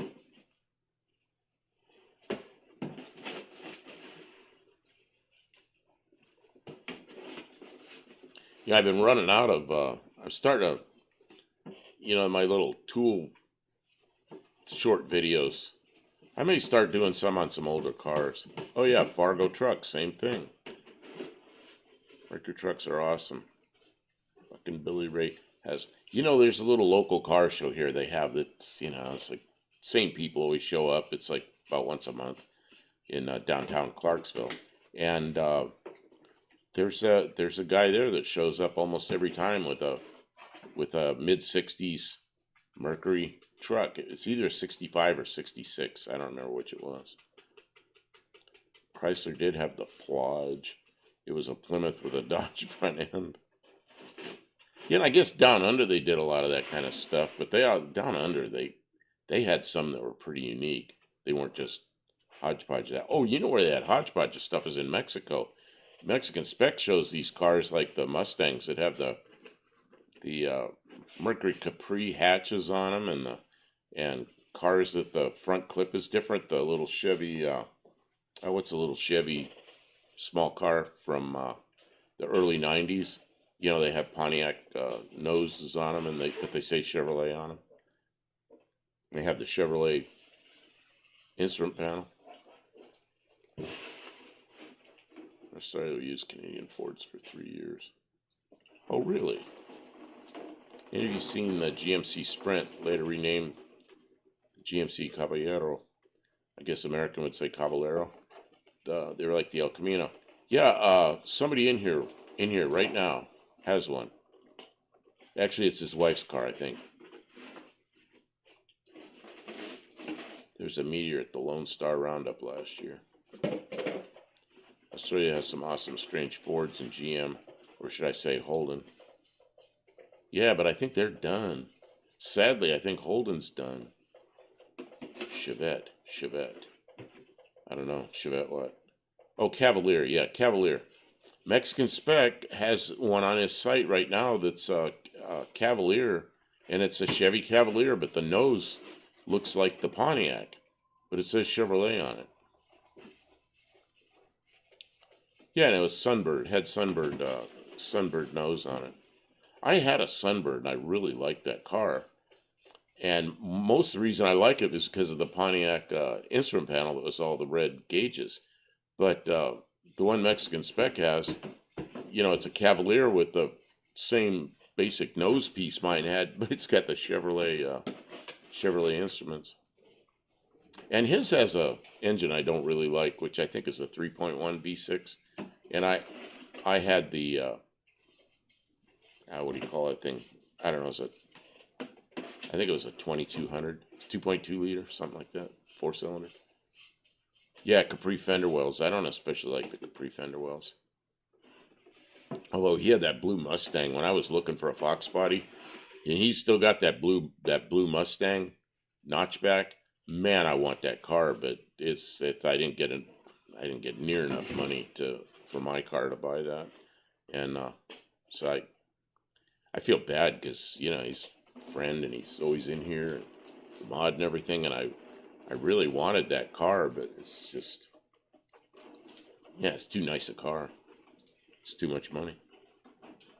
P1000, yeah, I remember those things. That was like a Chevette. Wasn't that a Chevette? Yeah, I think so. P1000 or T1000? I don't remember. I think it was a T1000, was it? They loved the 55 Ford so much. Ford Australia got them as Meteors for 56 and 57. Yeah, I noticed that. The 55 and 56 Fords were made all the way up to like the 59 or something in Australia. Did you know if Brazil, they finally stopped manufacturing carbureted VWs and carbureted Ford F100s in 2018? Really? Well, see, in Mexico, they went on for a long time. I don't know if they were still carbureted, but the Beetles were built for a long time. And Mexican Spec usually has at least one or two of those things on his site for sale that are Volkswagen Beetles that are rear engine, much newer than what we had here. That's why I love my Aztec. The Aztec was the only Pontiac that had heads-up display, lights up to match the dash. Bonneville and Grand Prix had blue and green HUDs. Wait a minute, the Aztec had a red heads-up display? I didn't know that. Yeah, I had a Grand Prix for a while on a mini lease with a heads-up display, and I think it was green. That's a car I went 148 miles an hour or something in it. It was getting kind of light in the front end. I said, yeah, I had enough of this. Chevette 1000 were the T bodies. Okay, yeah, that's a T1000. P was the Fiero, I think. Oh, it could have been. I don't really know. Geez, the Pontiac's the only one that got that body. Can you imagine a couple of other divisions got that? Like an Oldsmobile version of the Fiero or a Buick version of the Fiero. The Aztec needed a 1971 Pontiac Grand Prix grille.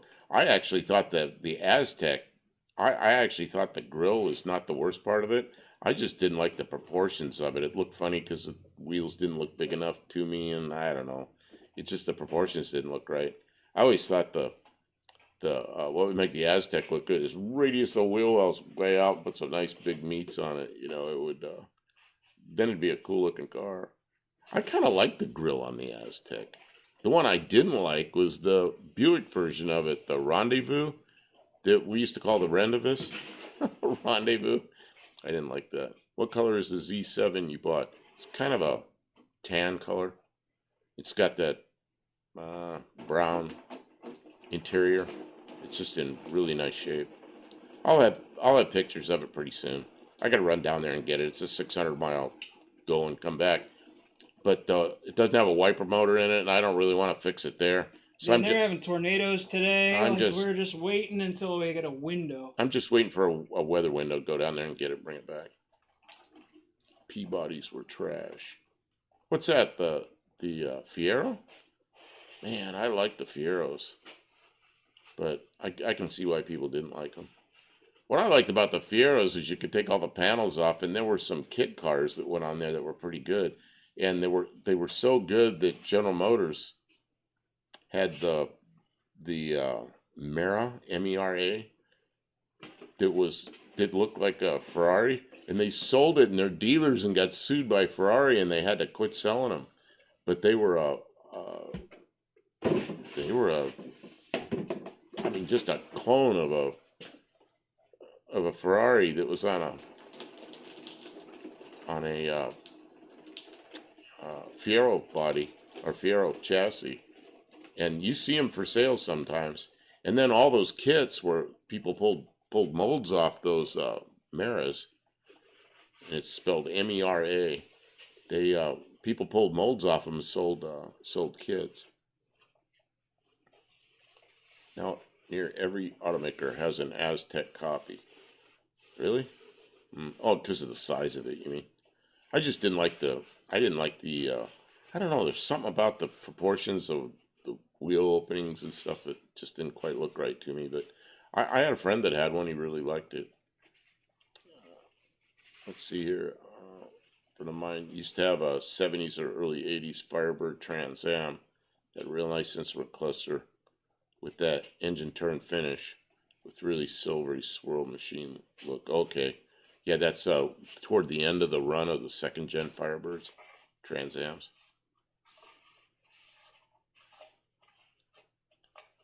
I want to one a Honda juice box. They're so ugly. I'm not sure what that is. What's a Honda juice box? Dean six just rejuvenated his Aztec. I love it. He said he hated everything about it, but it's going, and I'm sure he's proud of the handiwork as I am. Well, I really like the nose, the look of the front of the Aztec. I thought that was pretty good. Some dope junked a Mero a while back. I couldn't believe it. Really? Ah.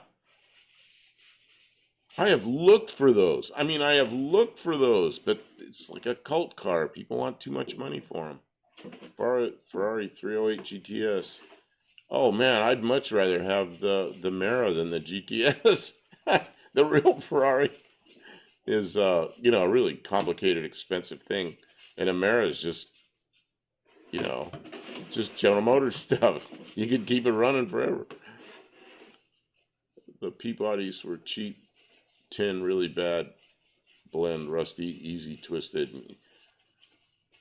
Well, see, and you're up there in Canada where everything rusts, and so, yeah, like I was in Arizona, there isn't a spot of rust on anything there. And so the Fiero didn't burn as much as the 308s did. Yeah. Check out the SEMA Aztec from hell. Wide body kit, 606 horsepower LS. It's badass. Huh. This one-eyed cat says he knows I'm the boss here. My dream car is a Ferrari GT40. A Ferrari GT40. I'm not sure what that is. Yeah, oh yeah, okay. Fast Tank just stopped in. Good evening. Yes, I did. I bought I want to call it a Fairmont, but it isn't. It's a Zephyr Z7, which is the Fairmont Futura Coupe. It's a little shortened Fairmont with a kind of low top, band over the top like a Thunderbird. And I got to go get it. Ford 512M 512. Fair was designed to get the 301 Pontiac Turbo, but 301T was killed off, so they went with a 2.5. A friend, actually, it's a guy that worked for me, bought a Pontiac Fiero 2.5 right when they came out. I drove it, and I thought it was great. It was a little lacking on power, but it was fun to drive, manual transmission, everything. And then they put V6s in some of them, but it's a V6 I don't really like.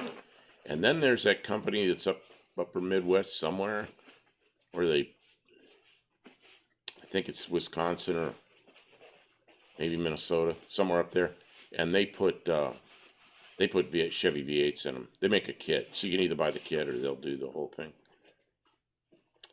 Yeah, it's a Mercury Z7, and it's an inline six. It's a 200 cubic inch, yeah, 3.3 liter, 85 huge horsepower.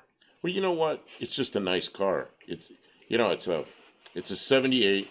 It has 80,000 miles on it. Been in a garage its whole life. It's clean. I mean, it's as clean as a 1978 car can be. Yeah, it's sort of impressive. The interior's nothing short of perfect. The outside's got a little, nothing bad. Like it's got a pinstripe down the side, and the pinstripe's a little worn, but that's probably just from washing it. That's probably from the sun. Or from the sun, yeah, except he said it was garage kept. The feeling I get from this guy is like his father or grandfather or somebody had it and didn't drive it a lot. I used to own a Dodge Daytona that was ordered with a Lamborghini V8. He ordered the drivetrain from the UK and the dealership put it together so it would be left-hand drive. Oh, that's weird. See, that's why it's easy to put a V8. You know, the thing about yeah, JB, the Archie V8, you're right. That's the V8s that were put in that's the kit. Or they'll do it for the Fieros. Man, I'd love to have one of those. Can you imagine that with that Mara? Get a Mara and have an Archie kit? Oh man, what a car that would be. Let's see here. Yeah, the V8s are a little bit harder to install in where the 6 was because they use a different K-frame in Chrysler lingo, a K-frame. The 6-cylinder used one, and the 4-cylinder and the V8 used another one. So if you have a 4-cylinder Fairmont or a Zephyr, it's pretty easy to put a V8 in. If you have a 6-cylinder, to do it all with stock parts, you have to change a K-frame, or you have to make some mounts or something. So yeah, you know, I can do that at some later date. Right now, you know, my daily driver was taken from me, destroyed by some idiot. So I need a daily driver, and I don't drive that much anymore. But it's nice to go out there and turn a key and drive somewhere, and that 6-cylinder Z7 will be just fine. Although I don't like the name Z7. That sounds like some marketing scheme that didn't work. I like names of cars. Like the Fairmont Futura, that sounds right, but Z7, it's like, I don't know. I guess. It's a nice car, though. But to be honest, my Daytona was trash compared to my brother's factory turbo one. I was disappointed. Wow. Archer isn't doing well, last I heard, getting out of it.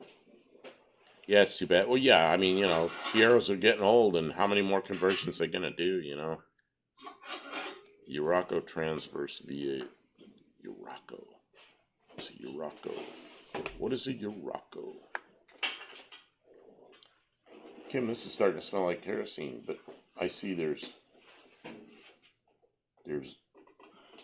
dark goo falling out of the engine. Oh yeah, we're getting much cleaner.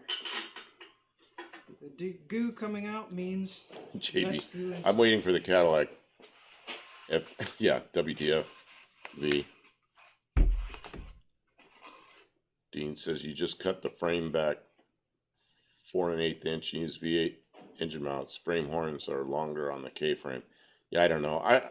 I've thought a lot about this. What I'm gonna do, and you know the Fairmont, or I should say the Fox Body 302s have an oil pan that has like 2 sumps. You know, Fords are all the sumps are in the front, except the Fox Bodies are in the back with a little tiny sump up front. I've had many of them, and I don't know how the oil ever gets out of that little sump up front other than when you drain the oil. I don't even know what that's for. So it just looks to me like a place where it traps oil. So, you know, if I could get a pan that has a rear sump, or put an LS in it. You Ford people love that. Put an LS Chevy in it. Nah, I probably wouldn't do that. Frame horns are longer on the K-frame. Okay, I don't know. I'm going to have to look at that. You can wake up the 200 if you mill a single barrel. See, I was telling Kim about that, milling off the intake. And they make, I remember there was a thing, you milled that whole thing off flat, and then there was a template, and you drilled holes. There's a big long thing that had like 3 1-barrels or 3 2-barrels or something on it. And I'm trying to remember who made that. Might have been Ford forums. There's all kind of I don't remember who made that kit, but you put a gasket on there, or I guess you could weld that thing on there, and then, well, no, because it's cast iron, it's aluminum. I don't know. So anyway, you can do that, or just force some air down. I've got a turbo. I could put the turbo on it. That turbo's got more homes. Yeah, that's what I was thinking. Maybe it was, I didn't want to say that, but maybe it was Offenhauser, maybe it was Clifford. I don't remember. I remember this from way back. See, like in the '70s, seeing um, these things where you machine off that style Ford engine. Whatever they all were, 144, 170, 200, 250. I can't imagine doing that to a 144. But I always wanted a 1960 Falcon with a 144 in it. I think that'd just be just a nice little drive around car. And I was looking for one, but they're gone, man. They're just gone.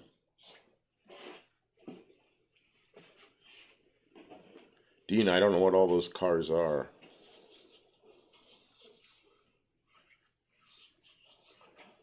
Rocco, was that a? I don't remember.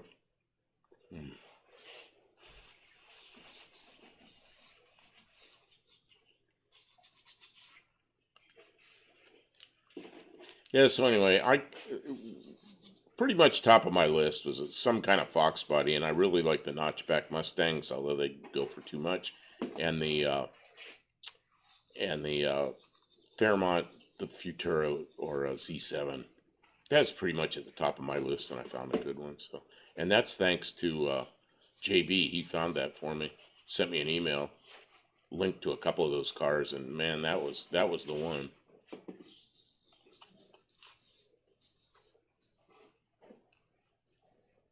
Ford had to use a Pinto Mustang 2 front-mounted steering gear on the Fox. That meant setting the engine forward. That's why the frontal sump in 6s and V8s.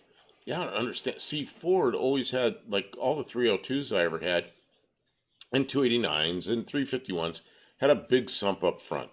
And it was a tubular cross member, and it worked so well.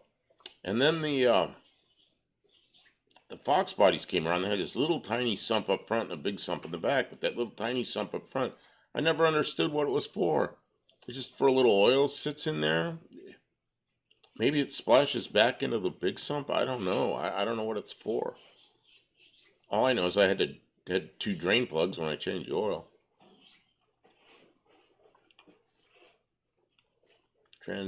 Transverse, Ford, GM, Caddy, Volvo, Ferrari, Buick all use the same engine with minor changes, and I hated them.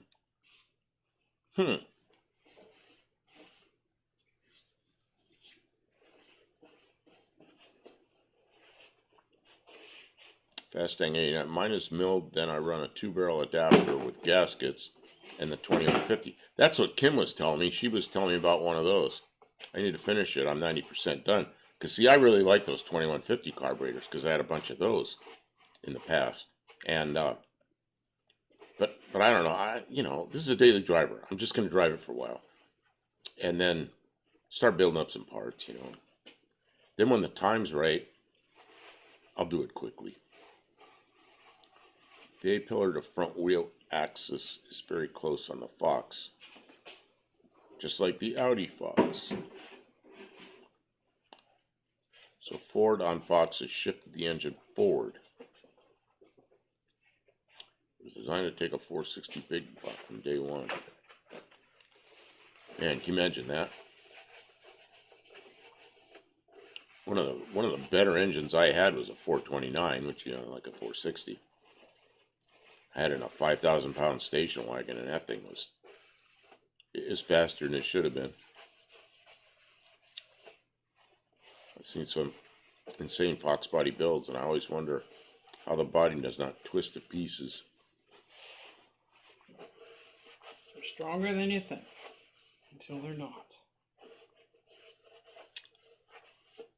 Yeah, make a couple, at least one, I think a couple of Fox bodies fast is Nivlak 57.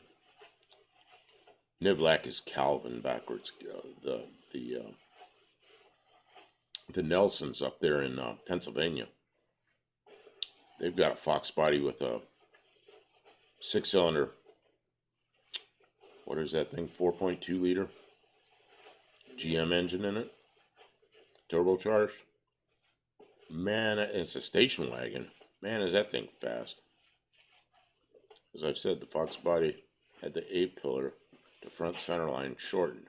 So all the 6's V8's got the engine shifted forward to clear the firewall. Okay. I still don't understand what that little tiny sump is for. Subframe connectors. Fox body subframes are weak. They didn't get reinforced till the SN95s. Okay. That's a car I know very little about, is the SN95s. You know what I don't like about the SN95s are the dashboards. I really dislike that. Sitting in one of those things and looking at that is like, I don't know, I just don't like it. The rest of the car is okay. I kind of like the shape of the top on the SN95s. That almost fastback, almost to the back of the car fastback. I think pretty good looking car on the outside. John Wilburn, they have a Fox body Fairmont with a Cadillac North Star. Oh no. Oh, they do, yeah. Okay. Yeah, and hi John, how you doing? Welcome yeah, to Stream, John! That's the Nelsons. I don't want any North Stars. But they, I know, it's a good engine if you know all the tricks. They build engines. They know what they're doing. I'm not that. This. We're building slant 6s. They are simple. And John, I don't know how long you've been in here, but I pulled the trigger on a Fairmont Futura that's actually a Mercury Z7. The little coupe. And now I got to go get it. It's in Texas, but I'm just waiting for a weather window because now the weather's coming through and it doesn't have any wipers. And it's not just the wiper motor's missing and some other stuff. So all the parts are in the trunk. It's just okay. I just wait for a weather window and it's going to take me most of the day to drive up here. I don't want to be in rain. I only like the 99 through 04 New Edge ones. I kind of like them all except for the dash. I just don't like the dash. I used to have an 01 GT. It's Fast Tank says that. Dean Stevenson, so when I get the engine. So when the engine moves forward 4 inches, you have to make a new extra front sump to link the rear sump. But they don't link. There's a place. There's this little sump all by itself that's got oil trapped in it. There's no way to get the oil from there back to the big sump. I don't get it. I don't think there is. Maybe there is. Does it suck oil out of there somehow? John says, I heard about that. Great car. Everybody's saying hi to John. Good. John is our friend. John, you know what? Today's the first day without daylight time.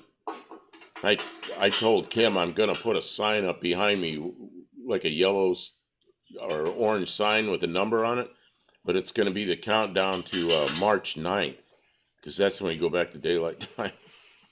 One day. I'm already tired of it. Use the shoelace trick. You drive and what? Use the shoelace trick. You drive and Kim and pull the strings for the wiper. Oh, right. Put shoelaces on the wiper arms and out the windows.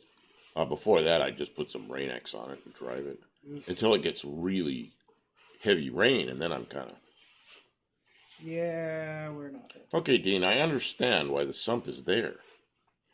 I just don't understand how the oil gets out of the sump except when you drain it. No, I think that's where the pickup tube is. The pickup tube's in the... Is it?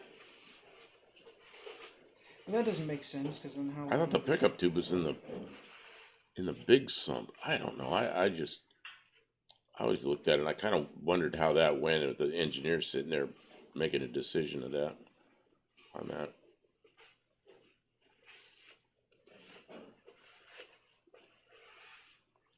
I've had a bunch of them. I had a 78 Fairmont wagon that my mother had bought new, and then I ended up with it. And it had one of those. It had a 302 in it. And then my my Fairmont Futura, I pulled the 4-cylinder out.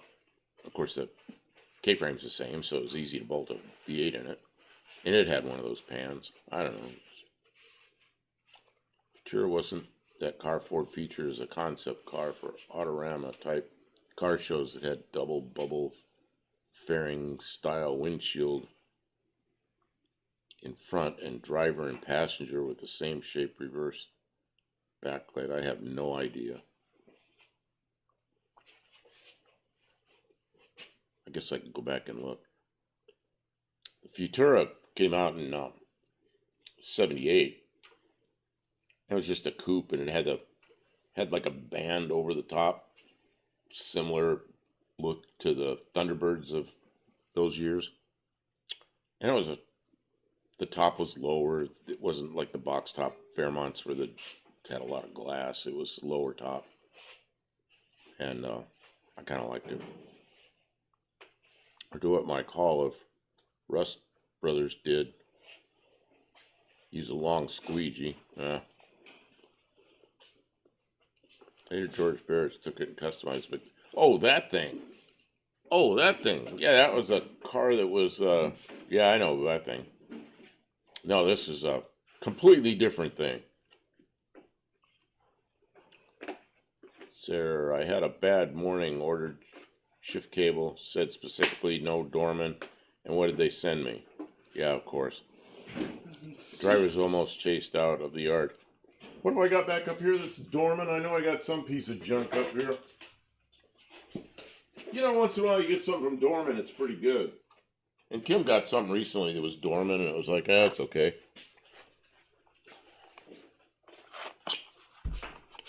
Oh, this isn't the box I thought. These are studs that are Dorman. See, it used to be back in the 70s. There was a guy came around, we called him the Doorman. The Doorman. Because he's a man. He came around. And I had this big, in my shop, I had this thing with all these nuts and bolts and hardware and stuff. And that's what Dorman sold. And they'd come along, and he'd come in every week, and he'd look at everything that I'd used, and I'd just magically get an order every week. And he took care of it. It was great, you know. But then Dorman started making all kinds of junk. And I mean junk. I don't know what happened to them. They used to have hardware that was good. That's all they made. But now it's all changed. Somewhere in here, I've got a box, something like this, that's got Dorman. Kim, where'd it go? My freeze plugs. Oh, they're in the Mopar cabinet. They're in the Mopar cabinet. Okay. So we got freeze plugs. And we got them, and they were Dorman. And it was for the slant that was in my Valiant. Well, that slant needed some freeze plugs.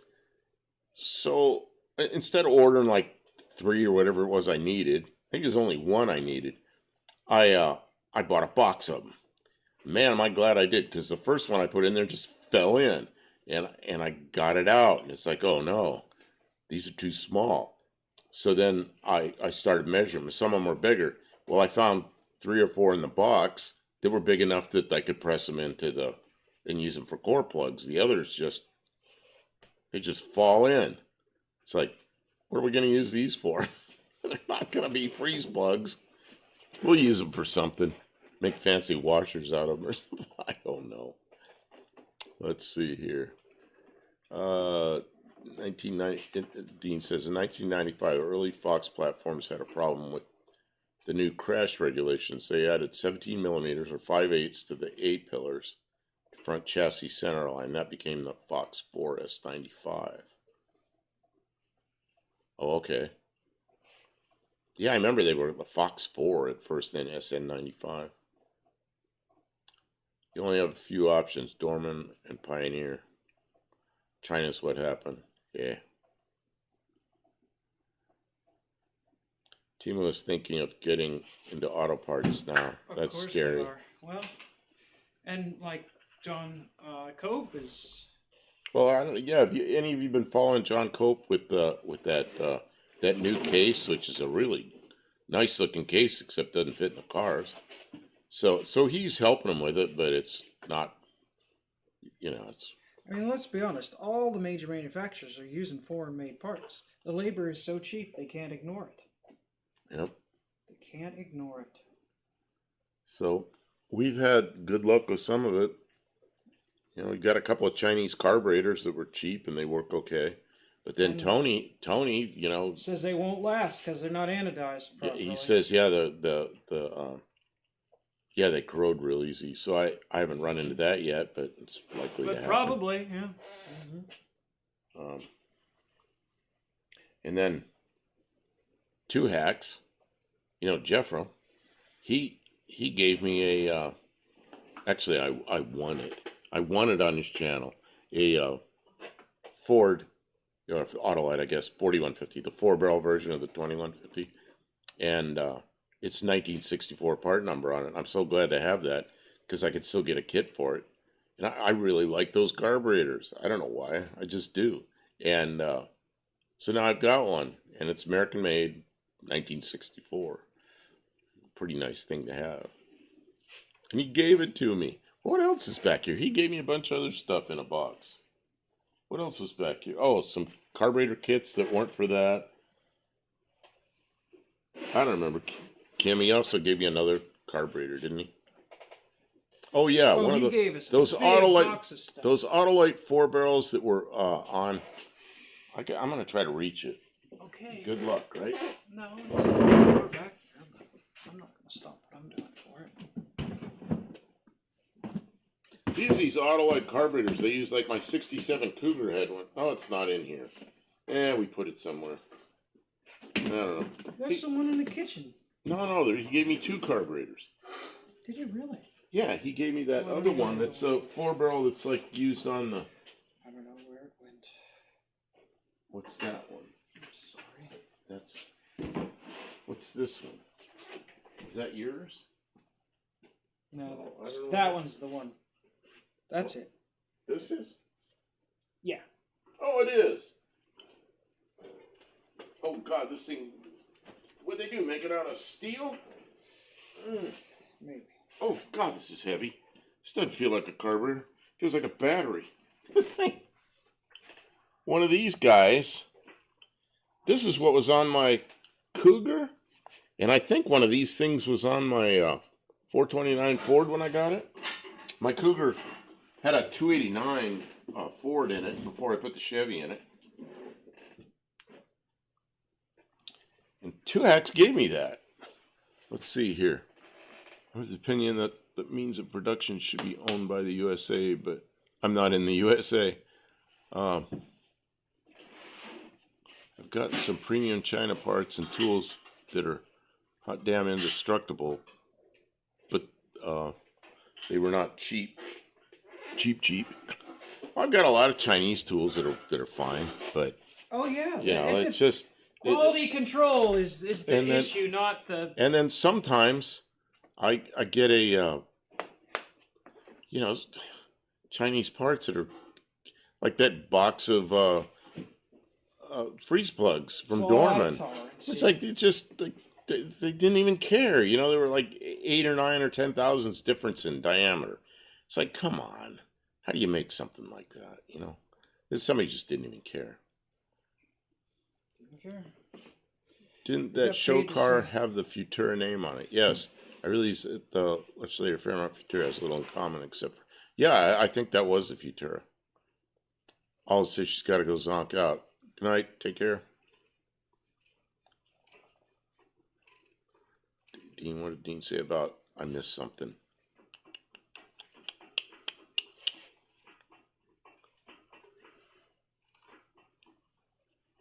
Oh, I missed something. All right, kind of trade balance. Oh, in the modern economy, the trade balance equation is more about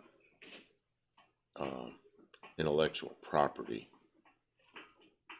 Yep. Dean Stevenson says that's a 4300A, 441 CFM 4-barrel. How do you know all this stuff? Yeah, Autolite 4300. Yeah, he gave me one of those. I don't know if I'll ever do anything with it.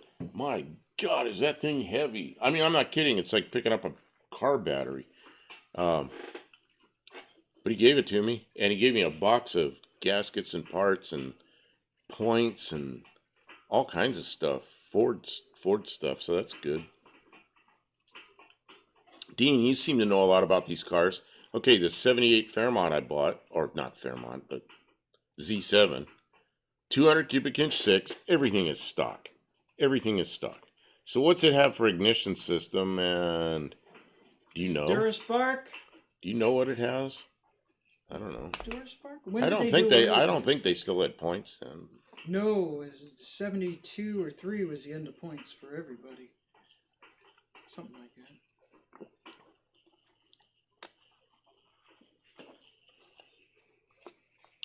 Sarah says, "LOL. Just noticed Kim is wearing here. Oh, her Sunday shirt. It's holy. Well, she came up here with a sweatshirt on and started doing stuff and sweeping Oh, and man, and, did I and then not she call- goes, "It's hot in here." And she pulled off the sweatshirt. I go, "You can't wear that on camera." And she goes, "Yeah, I can." Yeah, I can-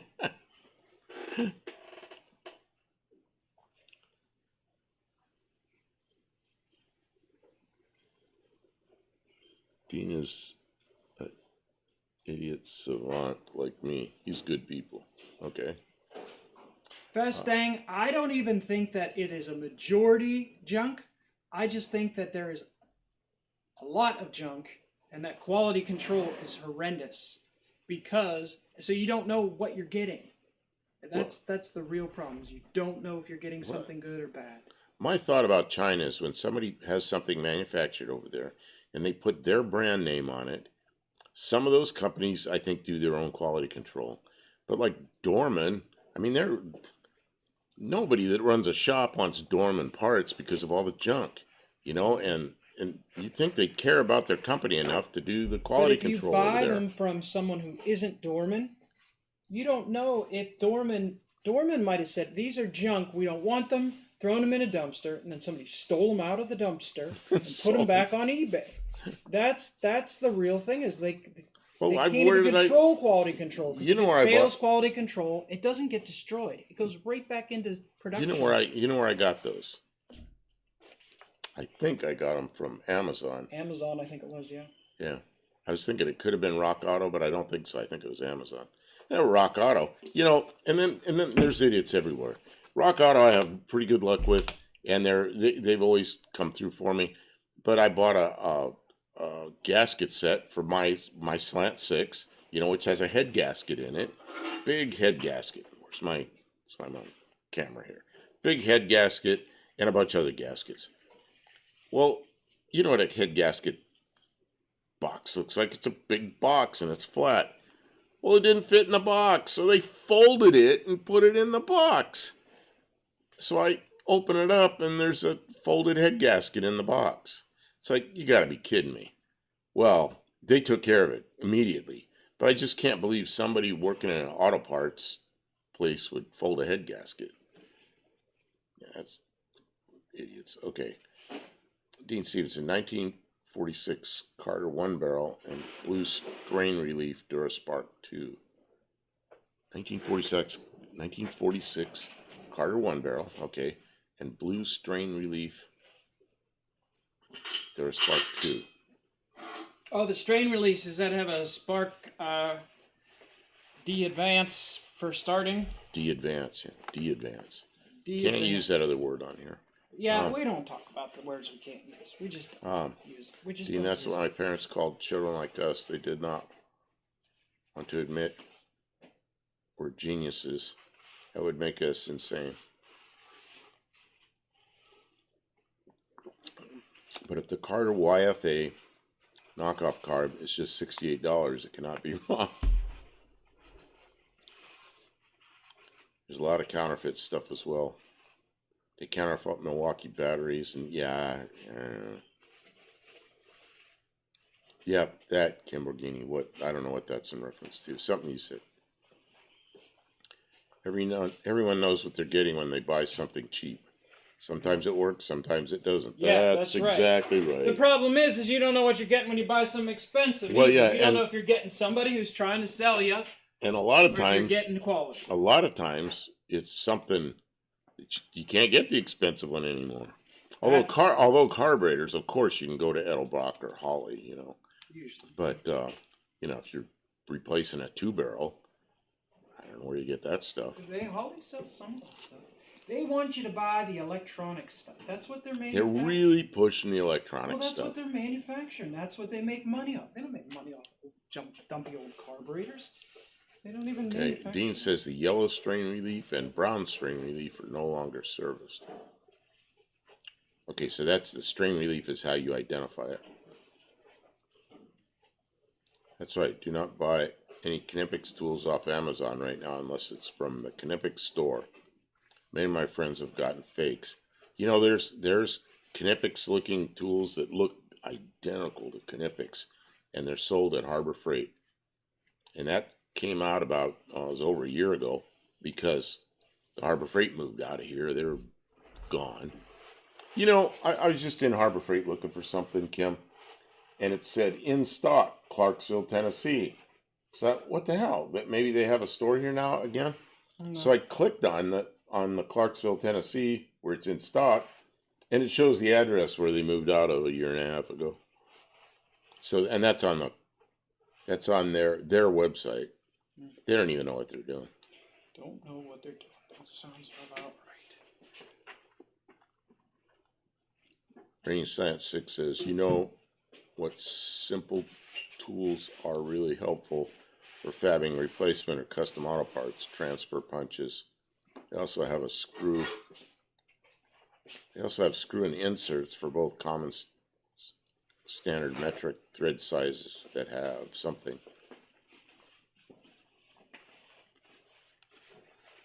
Yeah, I had a set of transfer punches at one time.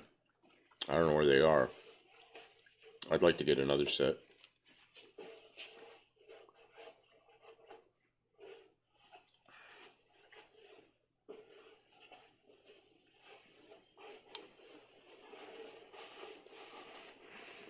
Jeez, Sayer. Guess everybody can read that.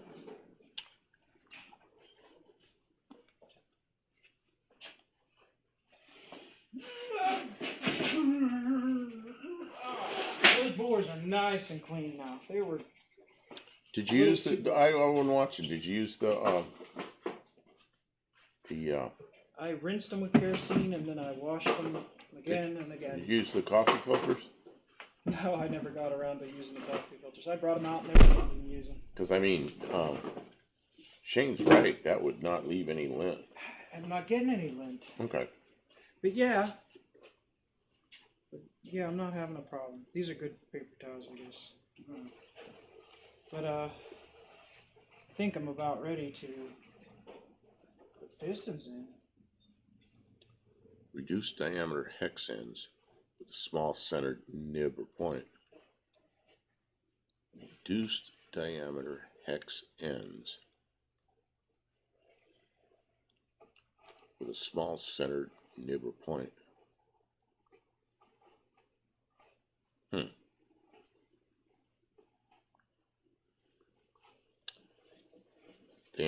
They opened 2 more Harbor Freights here in town since summer. Now we have 4. They closed the one here, which I just can't believe because, this city's got 160,000 people in there, and anytime you go in there, they're swamped, and they closed the place. And then the story was they were going to open one in another strip mall, and they never did. It's like, what happened to Harbor Freight here? I mean, I used to use them a lot, but not anymore. I was looking at a rear end. I told him to ask for more picks. Really rusty, and as he looked closer, he didn't like it. It's like 2 hours from here. Well, 2 hours isn't too bad, but if it's obviously rusty or obviously something you don't want. 2 hours is a long drive. I know, to go get that car, we got to go get it. It's 12 hours. That's a whole car. That's a whole car, yeah. Just a part. That's a long drive for just a part. Heavy parts suck because you can never find the thing you want close to home, and then... Tim says, I hope I can find a new keyboard in one of those Black Friday sales. Oh, that's coming up, isn't it? Mm-hmm. A little Christmas push. People do Christmas. There says that is a mystery, kids. We only feed them so much, but when they get sick, where does all that puke come from? Ah.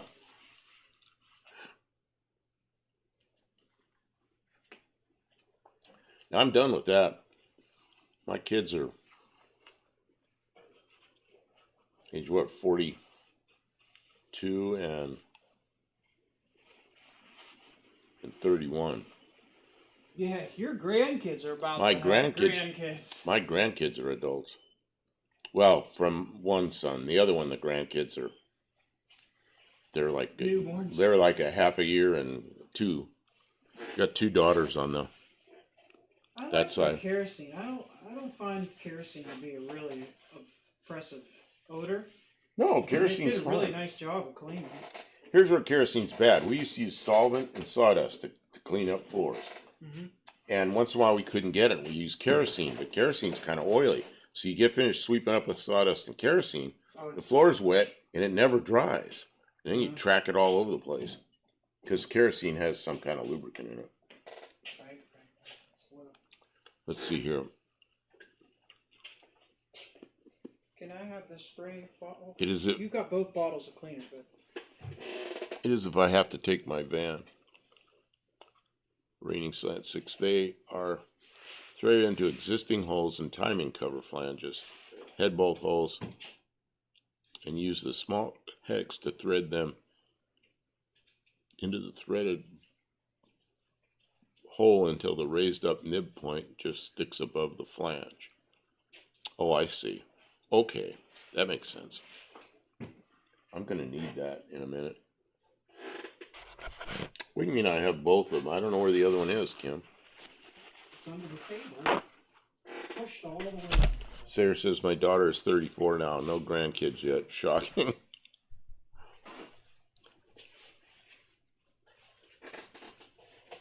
Where'd you say it is?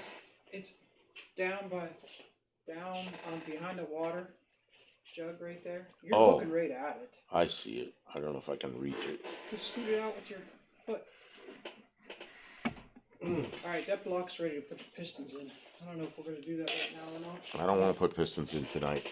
I need to take a break. No, What's that? because you've done too much, and what happens is you get so carried away with stuff, and then you hurt for 3 days. Yeah. No, sit down, enjoy the live chat for a few minutes, and then Alright, let me take we'll come back and do a this little break. on another night. Okay. Just need to cover that engine up to keep it clean in there. We absolutely do. That was a lot of work.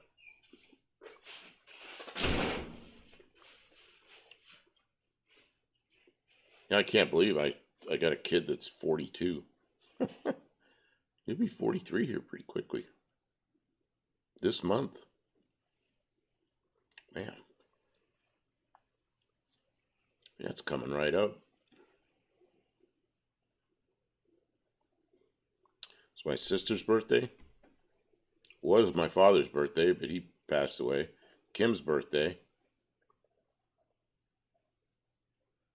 Okay, my sister's, Kim's, my son's, and former wife. All like right in a row. Right before Christmas. It's like, oh man.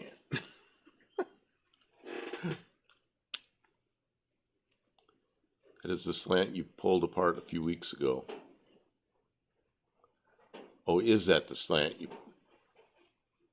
Yes, this is the slant that she bought that came out of a 67 Barracuda, and the guy was having a shop put a V8 in it. So she bought this from the shop. The head was really needed a lot of work, but the block is 40 over and it's in really good shape. So that's this one. Yeah. The other one, there's some questions about which one this is. So the other one that had a pretty good head on it, but the block was worn out. I think what happened on that was the one out of her 66 Dart. The block was just so worn out. The rings. It needs rings. It's not that worn out, but it needs rings for sure. But somebody had put a head on it. So they put a head on it.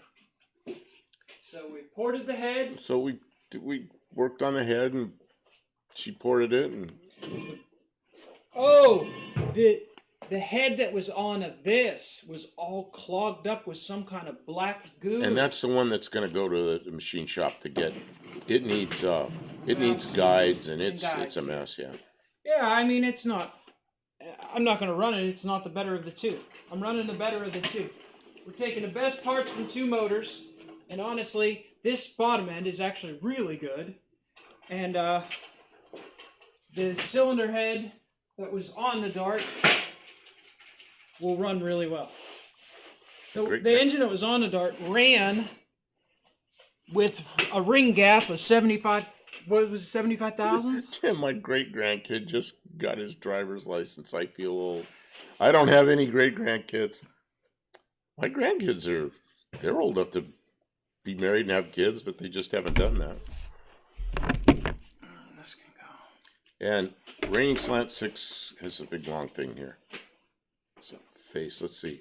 Okay, there's nib point, sticks above the flange face.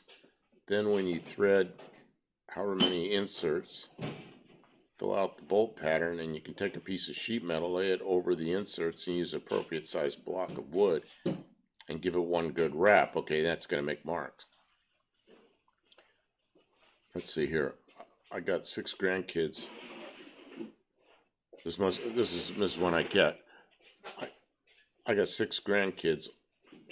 Probably oldest ones are going to be 15 in December. Twin girls. We all been through some stuff. We got our retirement to enjoy our cars and enjoy all the kid stuff that happens. Dean says, don't get your blue, yellow, and brown or red strain leaves mixed up, which I think had something to do with kids.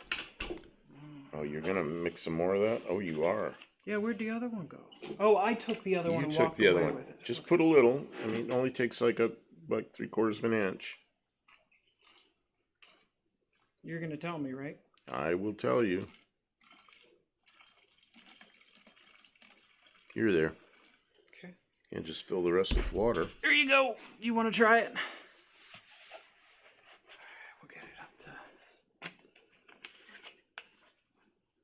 Oh, this thing that doesn't stay open. So... This is when I got a funnel last time, but don't bump me. Don't bump me. I'm pouring water from a big hole into a small hole, which usually results in spills. I'm being careful. I've got the oil pan painted. I've got the valve cover painted. Here, you can put it back together. I've got the dampener painted. The what? I've got dampener damn. painted. What else do I have painted? I have the intake painted. You know that because that was the thumbnail. What you're mixing is simple green, concentrate, and water. It works pretty good. And it works really well. It's not really... What I like is you can buy a lot of it for not a lot of money. And if you buy the stuff that's not concentrated, you pay a lot of money and you don't get so much. Well, you get a lot of water. You get a lot of water, yeah. And I like dish soap just fine. It works pretty well. But we have this simple green and it works really well, so we're using it. Well, I'll buy You'll buy more? I like this stuff. It smells like a doctor's office. This is our last bottle, I think. Oh, no, I've got one in the laundry room at the house. A bottle of Simple Green. Well, it's cracked, so I poured it into some other bottle, but it's in the laundry room. Well, I had some clothes that I had a really greasy mess, and I put some Simple Green in the laundry, and it took them out, but then it smelled terrible. Not terrible, it smelled like Simple Green. So then I washed it with laundry detergent, and I got most of the grease and spots and everything out of the clothes that I just about ruined up here. So I don't know if that was a smart thing to do, but it worked. Okay, so here we go again, more. Good wrap when you're mixing. Okay, with a hammer, and the nibs will leave centered duplicate pattern on your piece of sheet metal to create a reusable template that you can transfer your own gasket or aluminum or steel plate as needed. Yeah, that makes sense. I love mean green. What's mean green? I'm not sure what mean green is. Ford decided to roll out DuraSpark 1, 2, and 3 in association with red, green, blue, yellow, and brown strain reliefs. Lots of subtle codes. With TFI, they did gray and black and weird misfire. Ver. I have a DuraSpark on my Bronco too, and it seems to fire the ignition okay. But it overheats because bad. One of these days, we'll pull that Bronco 2 out and make it run. That would be a fun little vehicle to have around, wouldn't it? We got to finish up this project. Oh, we've got so much. We got to finish up the Dart, because the Dart was a running car that we could take on a trip, and then we were going to fix an oil leak, and it turned into a huge project. So once we wrap that up and it's a driving car that's reliable again, then we'll move on. And we talked about the aluminum car, but I'm starting to think that we're never going to get to it. But I don't know. A lot of talk and not much going on. So, then I start burning out on the project before it's even done or started. But I want to do it. I got really It's just sick. Ford, exactly as UTG said. Unnecessarily complicated. Go ahead, Kim. You were saying something. I interrupted you or talked over you or something.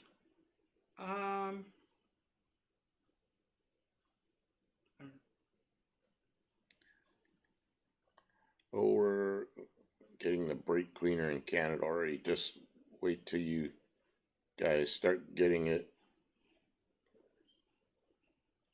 It has acetone in it. No good at all. You know what we used for brake cleaner for years is alcohol. Worked great. We can still get denatured alcohol. I suppose if we had to, we could make alcohol from our garbage. I forget what they call those inserts, but I know I ordered them through MSC, and you could probably get a set. You could probably get them from any good industrial machine outfits. New brake cleaner that meets EPA standards is trash. It's like that paint thinner I bought. It's unusable. I got a can of it. It's like you couldn't clean anything with it. You couldn't thin paint with it. You couldn't wash brushes with it. It's just crap. Well, I guess I don't buy paint thinner anymore. I don't know.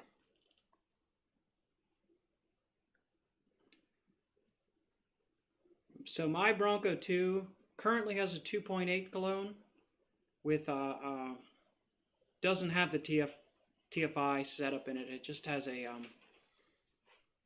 has the older DuraSpark distributor in it, and I have a 2.9 liter engine, but the 2.9 is different. I'm not sure how I'm going to set up the ignition system because the distributor surely rotates in the opposite direction because it has a chain instead of a gear, so the cam goes the opposite direction, so the distributor is going to spin the opposite way. So I can't just swap out the distributor. I haven't figured that out. I'm on your side, Kim. All right, thanks, Dean. DuraSpark 2. We'll figure it out. I mean, I don't care. It's an off-road vehicle. I'll put it on a trailer, take it someplace, and have fun with it. This one I got mean green super strength cleaner and degreaser. Let's hope. Okay. It's also like the dollar stores have some. What's the brand name in the dollar stores that works really well? Can't think of what it is. Oh, I don't know. Yeah, that stuff is, but it's not a concentrate. You just buy it the way it is. Yes, that's why Ford changed it. Because it worked. Because it worked. I guess it's back in the 70s. DuraSpark, they had a lot of problems with the first ones. So I'd run around with an extra module in my glove compartment. Really? Is that bad? That sucks. Well, my first radiator shop I was right in where all the car dealers were, and there was a Mercury dealer that was a couple of shops down, a Mercury dealer. Of course, I knew everybody in there, and they'd tell me all the stories about the failures of those Dursparks when they first came out. But most of it, I think, was due to heat, because one of the guys there told me they started mounting them on the passenger compartment side of the firewall, and then that solved the problems. But I don't know what they did after that. Oh, to get him away from the exhaust. Yeah, obviously they didn't. Well, it was the turbo, whatever they were. Some little turbocharged car with a 4-cylinder. Oh. And they had 2 catalytic converters. The one they called this guy called it the light up converter. It heated things up enough. I guess it was on the exhaust came out, went through the small catalytic converter, then it went through the turbo, and then it went through the main catalytic converter. And he says what would happen is the Duraspark would quit, and trying to remember so then raw fuel would go into the first catalytic converter, it'd fracture it, pieces go into the turbo, and ruin the turbo. And then the car'd sit there, and he goes, yeah, the customer, owner of the car, sit there with the hood open for a few minutes, scratch their head, can't figure it out, get in, and by then the ignition cools off. So they start up and it runs, but no more turbo. So they come in, and he goes, they had a lot of them like that, and Ford started putting the ignition on the other side of the firewall. It solved the problem. But those are early days. That was, my first radiator shop. That was 1975 to 1980, somewhere in there. So it was in that era when that happened. But he called it the light up converter, because after the exhaust went through the turbo, it was cooled off enough that the catalytic converter would not work right. So they had to heat the exhaust up with the first catalytic converter. Dean probably knows all about that. I think they were in, it was a Mercury dealer, so they weren't Mustangs. They were, I don't remember what cars those were in. Some little Mercury car.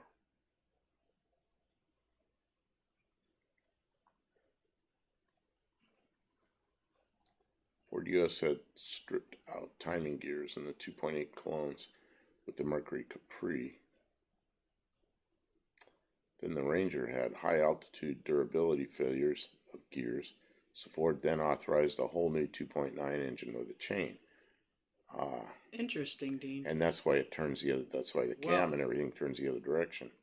Yeah, and I heard that they had the reason for the redesign of the 2.8 was also they had cylinder head cracking problems that were really inherent in that design, and they wanted to change the design.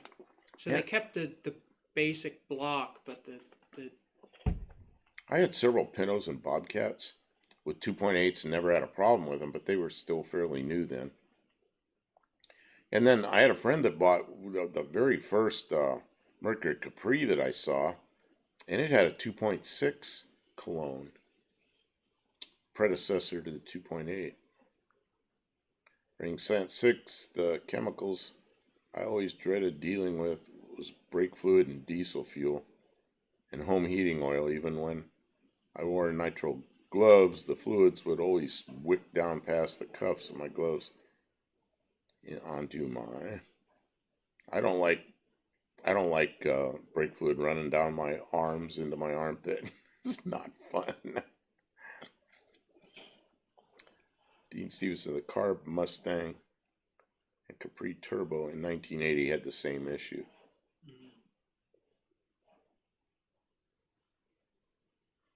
Well, Kim. Yeah. We've been on here 2.5 hours.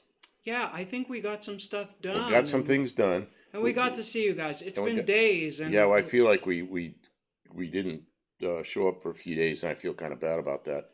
But Kim needed some rest, and we're back with it again. Yeah. But we can't overdo it. So, no, we shouldn't. The USA Cologne engine had a USA designed 2.8 3 outlet head. It took from 74 to 85 to fix the block to suit the head.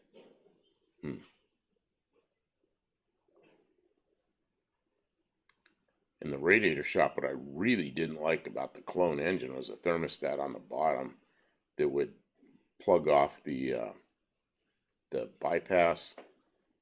It's so hard to warm those things up and get the air out of the block, or get the coolant, all coolant in the block. Okay, yeah, Bruce, I didn't even know you were in here. Good to see you. Yeah, we're gonna get out of here. So take care, everyone. We'll be back on Tuesday. We'll be back on Tuesday. It's cold and snowing here. I'm sorry, Tim. It's here already. You need to move to warmer climates. Stay warm. Okay. We're getting better, Dean. Take care. We're here. Good night, everybody. Thanks. Good night, all.